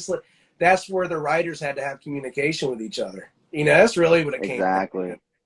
Instead of taking their time, Lucas took, 3 years to make one movie, to make sure it was the way it was supposed to be. And I understand they spent a lot of money acquiring this franchise and they wanted to start getting money back in. Star Wars is different from other franchises. It really is. I don't care if you're talking about Marvel can get away with all kinds of stuff. It's different. The fans are more forgiving. Star Wars is different. You can't do that with Star Wars. If even with canon, you start getting off of canon because you want to put different things in, it's not going to go over well. A lot of Star Wars fans don't just watch the movies. They watch the TV shows and then they start reading the books and they, it means something because other than that, what's the point? Awesome. I know, right? But I think aside from that, also what's different between, Marvel fans and Star Wars fans is also the fact that we grew up on this stuff, you know what I mean? Like, Marvel fans have barely started getting stuff recently, you know what I mean? Whereas Star Wars fans, we've had generations of people that have grown up on these movies, on these books, and on all this stuff to the point where, like you said, you start changing things, it's not going to go over well for those reasons because we've grown up with it. You're telling us, okay, well, we've loved these films for so long. We know what they are. Now you're trying to shoehorn all this stuff and change it up. It's like, why? Where is this all coming from? Yeah, and you always have to pay attention to, who your customer really is. The people that spend money are the people who've been around from the beginning to help to keep the franchise moving forward. You don't smack your old fans in the face because you would like a different audience. It's messed up because that different audience isn't what carried the franchise up to this point. They're not the people that spent the money investing time, your own time, energy, money into this stuff. Not like it's gatekeeping or anything like that, but I'm just saying you just need to know your customers. Lucas, he knew his customers. I mean, he would let anybody make a Star Wars movie. He wouldn't go after them. He didn't care. He knew Star Wars was a part of pop culture. It was popular, and he let people have fun with it. Yeah, like you said, you have to know your fan base and your customers, and yeah, it's great to bring in new audiences and stuff to expand it and stuff, but you can't isolate and neglect the ones, like you said, have dedicated and invested not only their time or not only their money, but their time, most importantly, Yeah. Money is one thing, but we as Star Wars fans have dedicated countless hours to watching the films, the TV shows, playing with these toys, discussing these things with our friends, our family, watching these things with our friends and family, going to cons, building these dioramas, building these sets to the point where it's like, you're really going to isolate those people and neglect those people versus the people that might be like, I might go watch it on a Friday night if I'm not busy. Yeah, maybe. But at least, so like we just both agreed to, understanding the want to make your pool larger.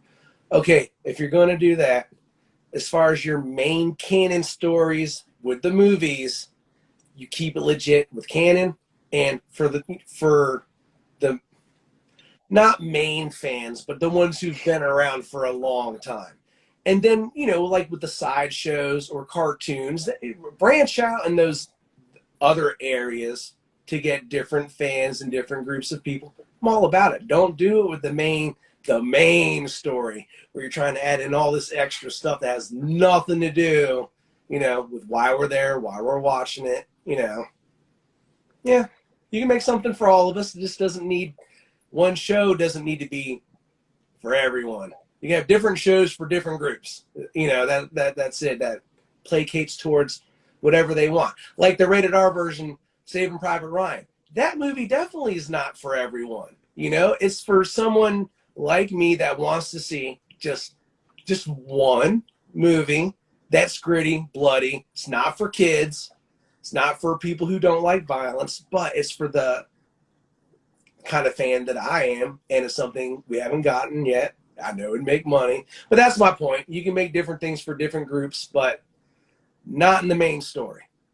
You know, in my that's my opinion. Obviously, it's not fact, but you know, that's what I think about it. No, I totally agree with that as well, man. And I think that's what was the biggest issue with Kenobi, is that they tried to please everybody with that show when they really should have only been trying to please the hardcore fans. And I think that was the biggest issue with the Inquisitors being a part of the show so heavily. Not, the Inquisitors themselves, but just being so much of a part of the show that they were essentially a side story of the whole show titled Kenobi, when they could have themselves had their own show.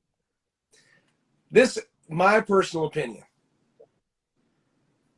Every character in that show, whether they were good or not, and I'm talking about my opinion, every character in there could pound sand except Kenobi and Vader. What I personally wanted to see, Kenobi, Vader, and then to fill in the time, all flashbacks. Give me flashbacks of all kinds of stuff we haven't seen. That's it. I was hoping for so many. I don't care about now, with Leia. I thought it was very cute, the moments her and Kenobi had. Mm-hmm. But with that being said, no, I didn't want that. I didn't need Leia in there. Didn't need Luke. Didn't need any of the Inquisitors. Didn't need none of them. Just Kenobi and Vader. Maybe some more interaction and just flashbacks. They could have loaded up flashbacks with Clone Wars live action. Thank you. That's exactly what I wanted. They would have done that. Would have been one of the highest rated shows on Disney Plus. You know what I mean? Yeah, that's all they needed to do. I don't want to see all these other characters. I don't care about. Now when you have Kenobi and Vader, it's different if it's a different Star Wars show. But when you're talking about two top dogs, everyone else is under their shadow. And I care about them even less when you're talking about Kenobi and Vader. You put in the Inquisitors in with like a Rebels live action. Sweet. Andor.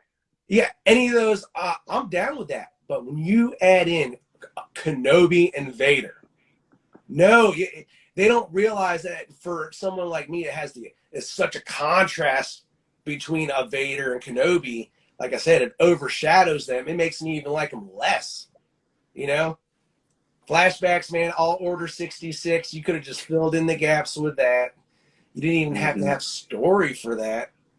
That's all I'm saying. But no, I totally agree with that.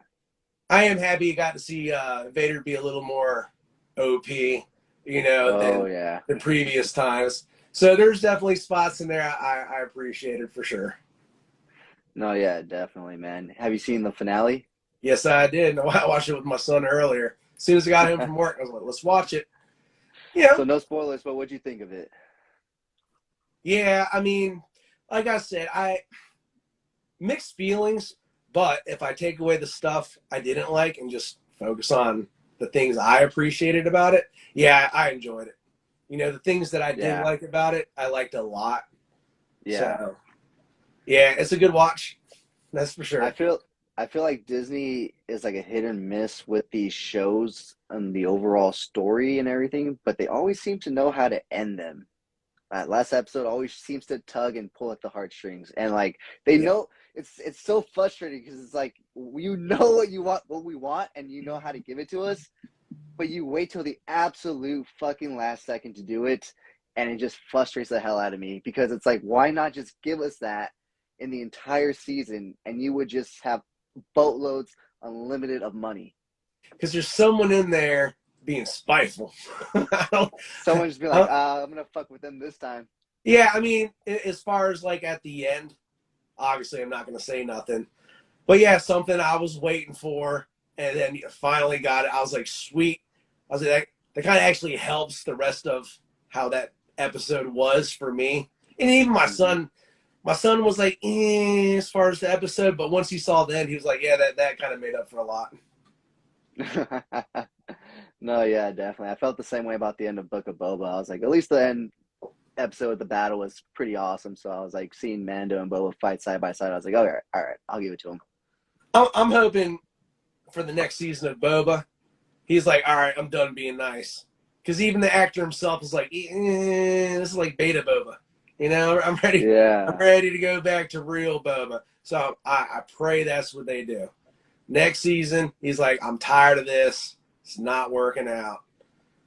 Everyone's getting it. I hope so. I hope that's the first rated R, the one they make, and he just goes ham on everybody, man. Man, it'd be so dope if they made it like a spaghetti western. Dude, see, just start. They know what we want. They know how to give it to us because they give us hints of it within those episodes, like especially when they showed Cad Bane. Dude, that was straight out of the spaghetti western. Yet they choose to only give us instances instead of episodes and seasons. yeah, man, look, you can't put a group in like the Power Rangers and Boba Fett and get away with that, man. I'm talking about the bicyclists on their little Italian mopeds. You know what I mean? That are all perfectly polished and clean somehow on this planet where everything's dusty, dirty, and broken You can't down. do that. Yeah, I don't even. It's like, who even came up? I'm telling you, man. You know how easy. If I worked at Lucasfilm, I would have been like, "Are you out your mind?" I was like, "No.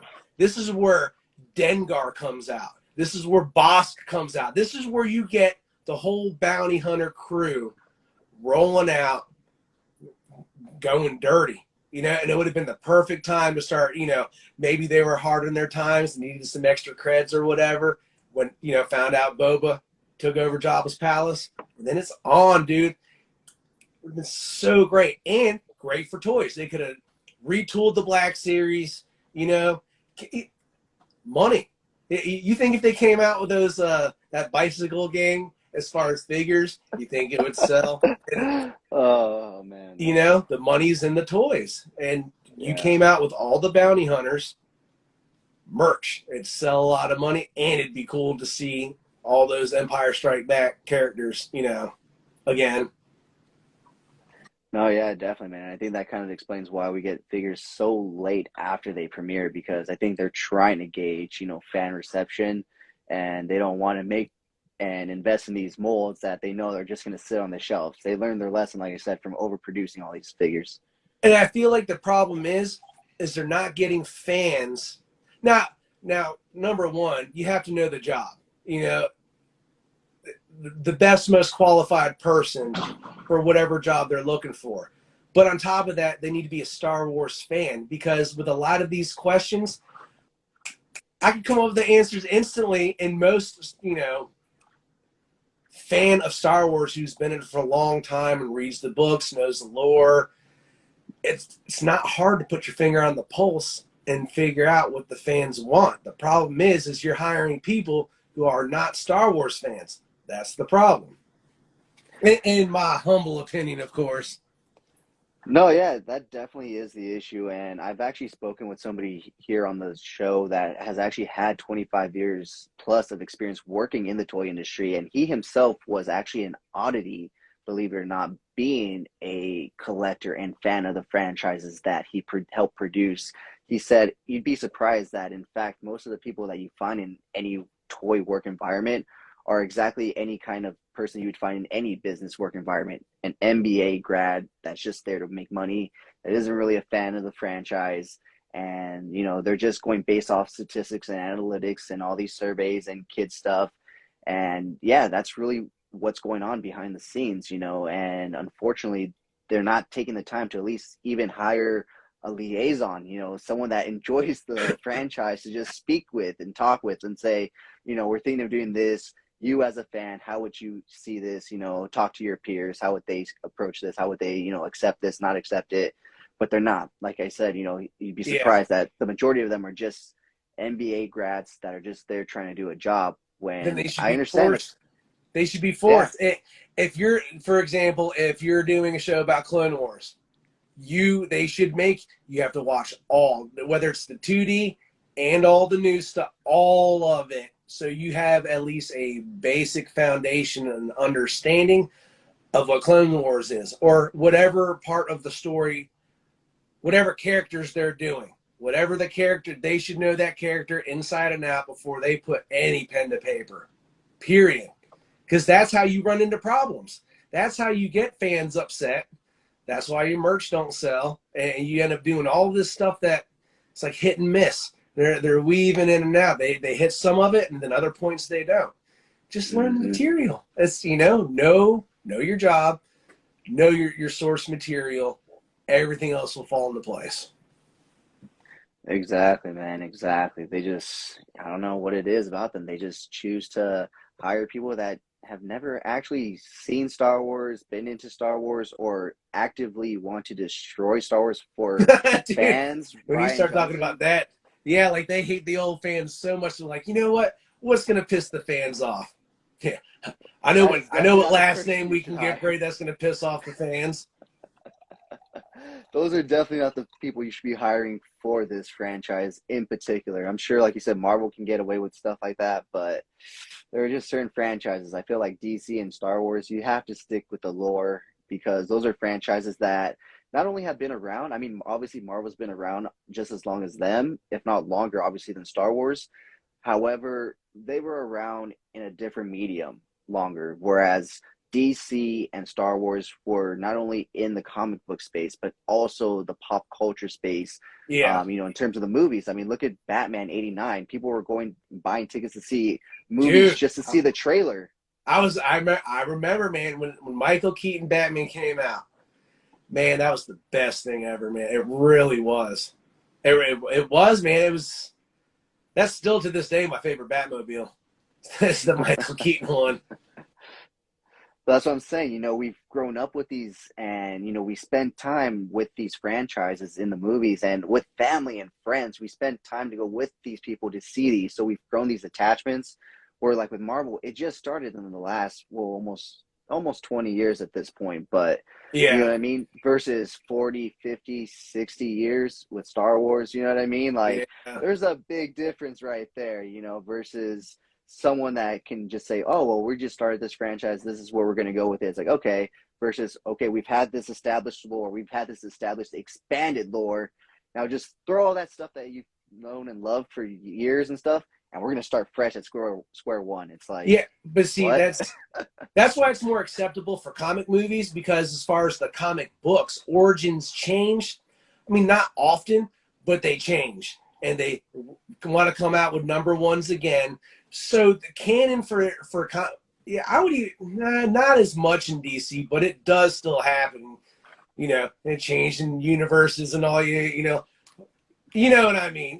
As far as how it does change up. So because it does, whether it is DC or Marvel, it's more acceptable.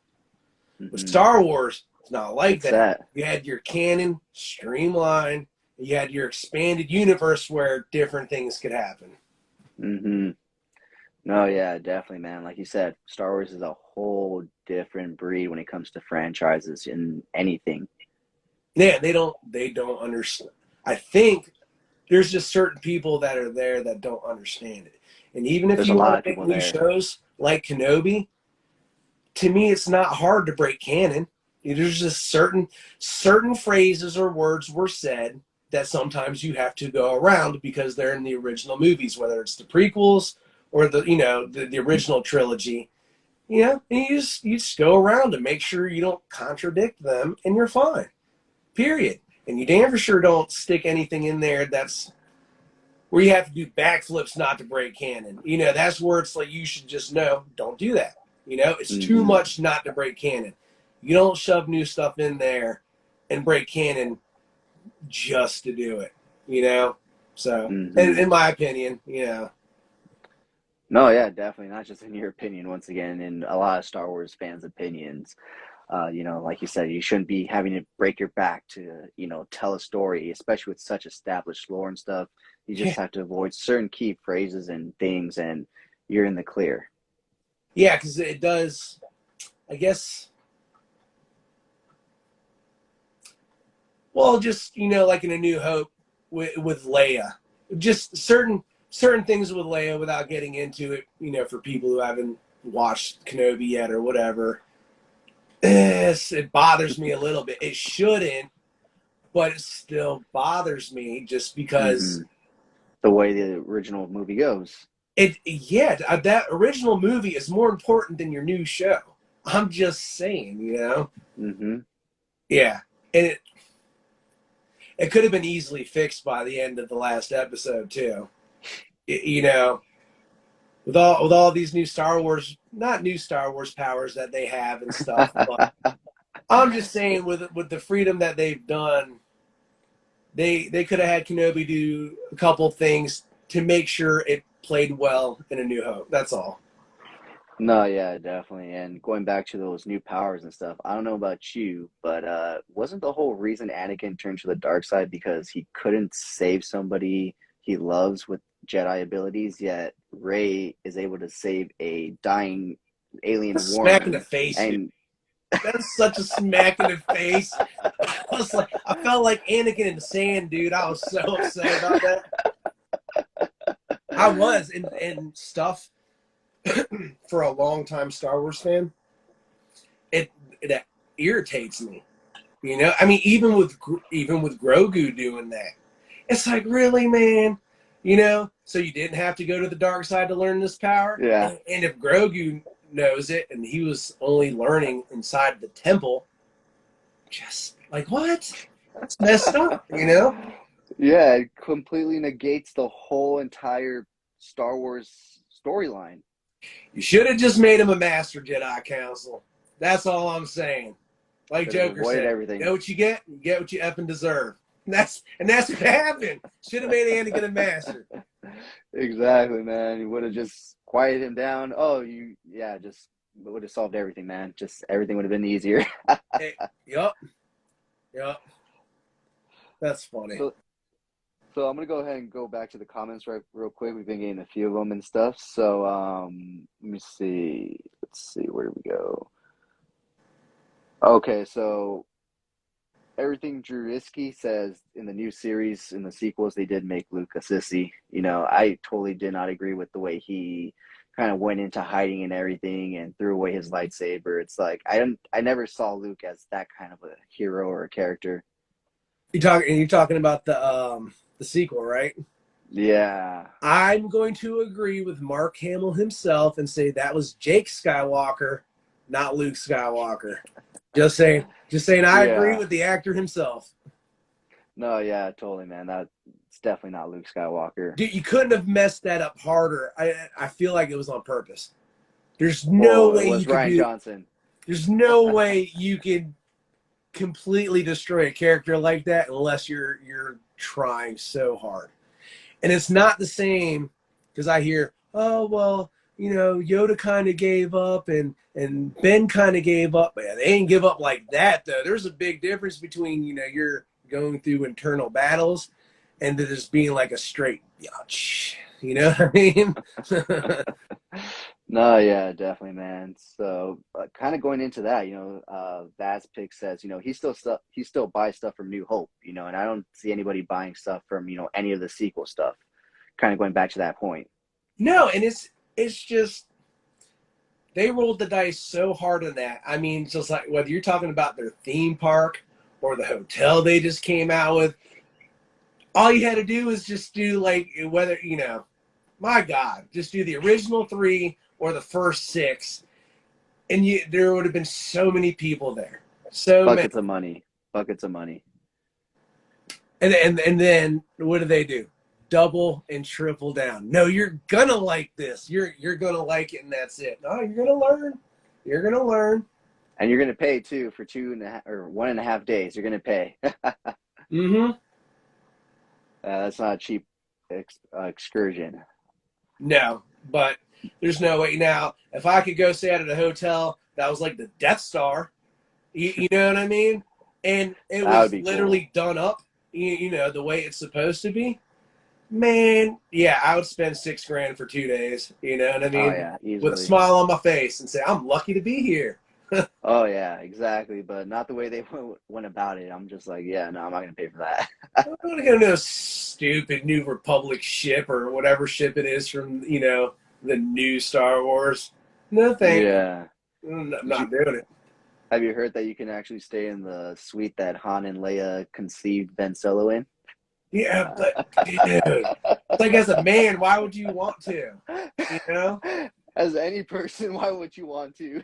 I don't know. I mean, I guess if you're so maybe if you're a couple and you're a Star Wars fan, and that might be cool. You're going there with like your wife, but if I'm going there with like a family or a bunch, like my core team, no, that's not.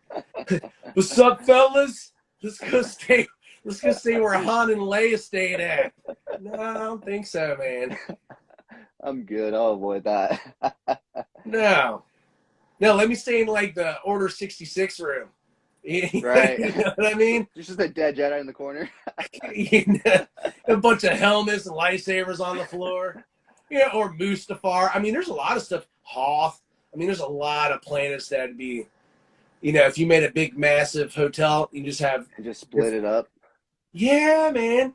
Like I said, and then you'd have repeat customers, and there'd be a reason to come back. Maybe first time I go there is Tatooine. Next time it's Hoth. Next time it's the Death Star. And then have rides on there like, I don't know how they would do it, but it's Disney. They'll figure it out. But like pod racing, man, it'd be so dope. That'd be kind of easy nowadays with like a VR headset and maybe like a motion little thing, I mean, that pod racer isn't too big. I mean, something like that'd be so for me. I know there are people fans that didn't like the pod racing. Look, man, a jet engine, it's basically like a jet engine on a chariot. What is there not to like about that? That's all I'm saying. No, yeah, definitely, man. I think More Shots helps to sum up the sequel trilogy right here, when they say that this line pretty much sums it up. Somehow Palpatine survived. Yeah, Lazy. the only thing that was worse than having another Death Star pop up in Episode 7 was having Palpatine immediately erase Vader's sacrifice, and why? Once again, just negating the whole entire storyline. So what I'm hoping for, because I believe Dave Filoni is slick. I believe he knows what fans want. Oh yeah. So I'm hoping they're able to do it in such a way it just goes underneath the radar to no one who's hardcore about lore. That works at Lucasfilm. That with Ahsoka's show, because they had that I forget that dimension that they had in Rebels, where you can go through time and different events that are going on, and then the sequel trilogy gets erased in the Ahsoka show to where it's just a different timeline that doesn't happen, and then you can completely erase it, and it'd be great. And most people, maybe not most, but you have a huge chunk of fans that would be applauding that, and the people who like it can still have it. It's just part of a different timeline now. So it's a win-win for everybody, in my opinion. No, yeah, definitely, man. That's something I didn't even think about even considering or happening. But yeah, that'd be perfect, man, in my opinion. Well, did you watch Rebels? I never saw Rebels, but I know what you're talking about. That one scene where she meets up with Vader, right? Yeah, and Ezra pulls Ahsoka through to save her. Yeah. Well, if you look at Ahsoka, now the live action now with Rosario, if you look at her main theme title, they have the icon of that in the background. So I'm hoping they're going to be slick, and it just timelines just change, and that's how it's gone. It'd be so simple. They've already done it, so it'd be the easiest way to get rid of it. That's for sure. Yeah. It'd be simple and satisfying. Yep. Be over with finally. So we kind of touched upon this a bit, but Hip Hop Nerd wants to know, what are your overall thoughts on the Star Wars Disney Plus shows? Big fan of Mando. Because I'm a fan of spaghetti western, anyways. So I gravitated towards Mando. I don't know. Overall, Boba was kind of disappointing. Now Clone Wars season 7 was badass. at least the last handful of episodes, I mean, completely made up for the other kind of stuff that they had at the middle. But Yeah.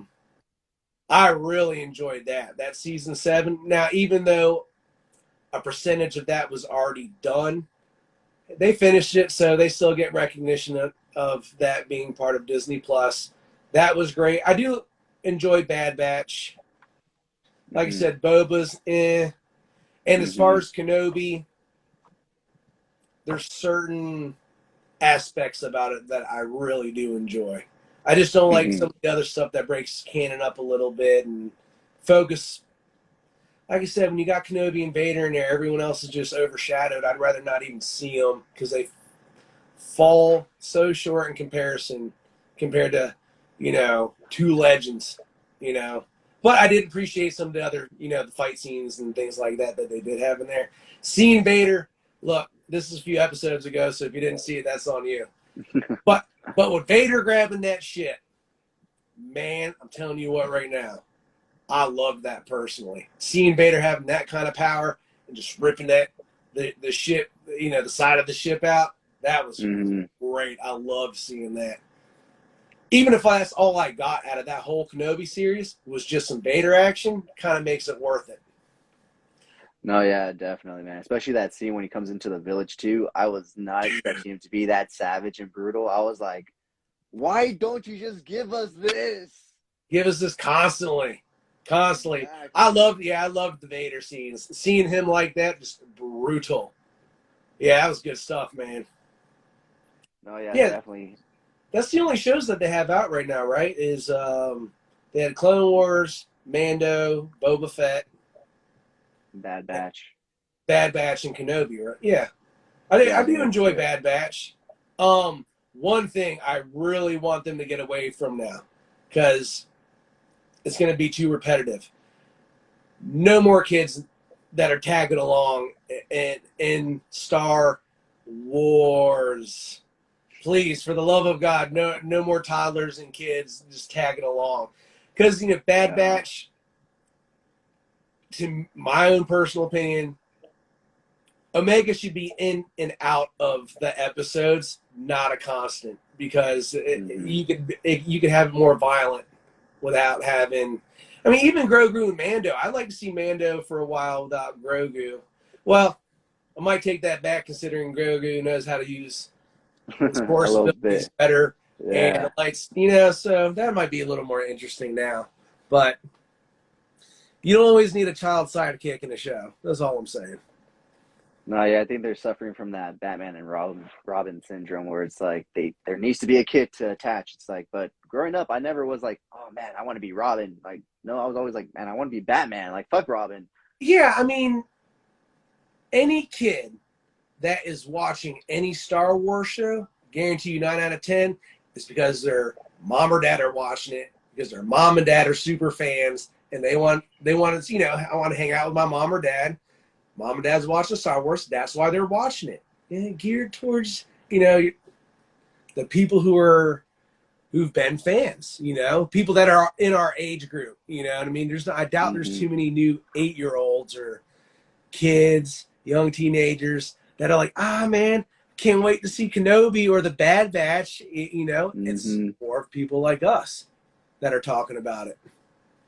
No, yeah, definitely. And going off that, more shots said, I think it'd be cool if every episode of Kenobi started with flashbacks and then training, and then the lesson would be, a big factor of the episode. Yeah. Oh, what's up, more? But I agree with that. You couldn't have enough flashbacks in Kenobi. It'd be impossible. Look, you can show Kenobi for a minute at the beginning, Vader at the very end for a minute, and that whole center could be filled up with flashbacks. That Would have been so perfect. he's so Would have badass. been perfect. Exactly. But Disney just won't give us that. Nah, I don't get it, man. Hopefully, they start picking up on it. One can hope. One can only hope. Hip Hop Nerd says Quentin Tarantino making a Star Wars movie. What are your thoughts on that? Man, I mean, all right. What is it? The Hateful Eight? That's a Quentin Tarantino movie, isn't it? I'm pretty sure it Yeah. is. Yeah. Bad Batch. Let him run with the Bad Batch, and let it be just as brutal as his movies. And I'm 100% in. 100% in. I mean, you couldn't have Omega in a movie like that with Quentin Tarantino. It'd be dope, man. It'd be dope to let him have full reign on the Bad Batch. I wouldn't even care if he broke canon because it'd be brutal and it'd be pretty badass, man. No, yeah, definitely, man. That'd be an interesting Star Wars film to say the least. Yeah, with his style, yeah, man. Completely agree. More Shots also says that apparently for Kenobi, there was a writer that never saw episode 3, didn't even know Anakin was Vader, and somehow made it on the writing team for Kenobi. That just seems Like, so disrespectful. Yeah, literally, And that, yeah, that's the best way you can put it. if they want to hire somebody who can do the job to fill in like whatever check boxes that they want to fill in as far as for the hire, at least make them watch the source material. That shouldn't be too hard. Okay, Mr. Mrs. or whatever person, so and so, we want to hire you, but you need to watch this, this, and this to get caught up to speed, so you know what the fuck, you know what you're doing, what you're talking about. It's an easy fix, you know. Just like anything, do some homework, do some research. You'll be better at whatever it is you're doing for it, and the people are going to appreciate it more. Exactly. Not only is it an easy fix and solution, but it's an easy something to do for that person. You're literally just sitting down watching movies or TV shows. Could you even imagine getting paid? Hey, yeah, Lucasfilm's like, hey, Papa, we want you to do this, but here, watch the source material. Oh no, you know, I would love to tell people, yeah, I'm watching some Star Wars for some references for this show I'm writing for Disney. How, that doesn't even make any sense, and that's how you know they're not hiring the right people. Because if you get the right person, they will work way over what they're supposed to give you the product they think the fans truly want. Hire fans that know the job. That's all you got to do. It's really simple. Exactly, man. Exactly. But like I said, you'd be surprised. The majority of them are just MBA grads that just want to make some money. I mean, I get it. Just watch the source material and learn about it if you don't know. It's really simple, you know? No, yeah, definitely. The real Nacho Cheese asked, do you think that Kenobi can be saved with this second season? I personally don't think it needs a second season. I think they've done enough to the canon and everything, and they can't circumvent stuff anymore at this point. Like, that's it in my opinion. Yeah, as far as Kenobi, 100% agree with you. Zero reason to do a season 2. But this is where you take Vader in his first 5 years of becoming Vader, and like with the comics, him hunting down the Jedi before he gets to Kenobi. Boom, moneymaker, and you get to see him slaughter some Jedi. And they just follow the comics. Just follow the comics that have come out the last few years, you know, because the average person hasn't read them. You know, you can switch it up a little bit. I'll take that. I'd love to see Vader bleeding his crystal, you know, hunting down Jedi, stuff like that. And that's how you can still play in that time frame of the sandbox, you know. Mm-hmm. But as far as doing another Kenobi, no. Yeah, no, definitely not. Definitely not. So one last question, man. So you've kind of touched upon it a bit throughout this conversation and stuff, but what is your process when you approach a shot? What is it that gets you going? Is it you see a figure and you get an idea in your head and then you flesh it out? Or, you know, run us through that if you don't mind. Yeah, it's literally all in my head. You know, I'm a type of person where I have internal monologue and I'm very visual in my mind. I can create full scenes and everything. I do this at work. So I'm a contractor, so I've done my job for so long, I don't have to, my subconscious goes through the motion, and I do it very proficient and very professionally. But I'm able to mess around in my head as I'm doing my job. So I'll paint out the whole picture with lighting and everything. And then when it comes to actually doing the setup, the picture's already done in my head. I just have to, set everything up. That's literally all it is. I think of like Saving Private Ryan, just the gritty battles. I try to get the posing, whatever diodes I might use. I try to have it all planned out in my mind, picture done. So then when I get home, I'm just grabbing stuff off the shelf and just doing what's already done inside of my head. That's literally my process. I do use references sometimes, whether it's like Kenobi, for example, or comics, or maybe other artists.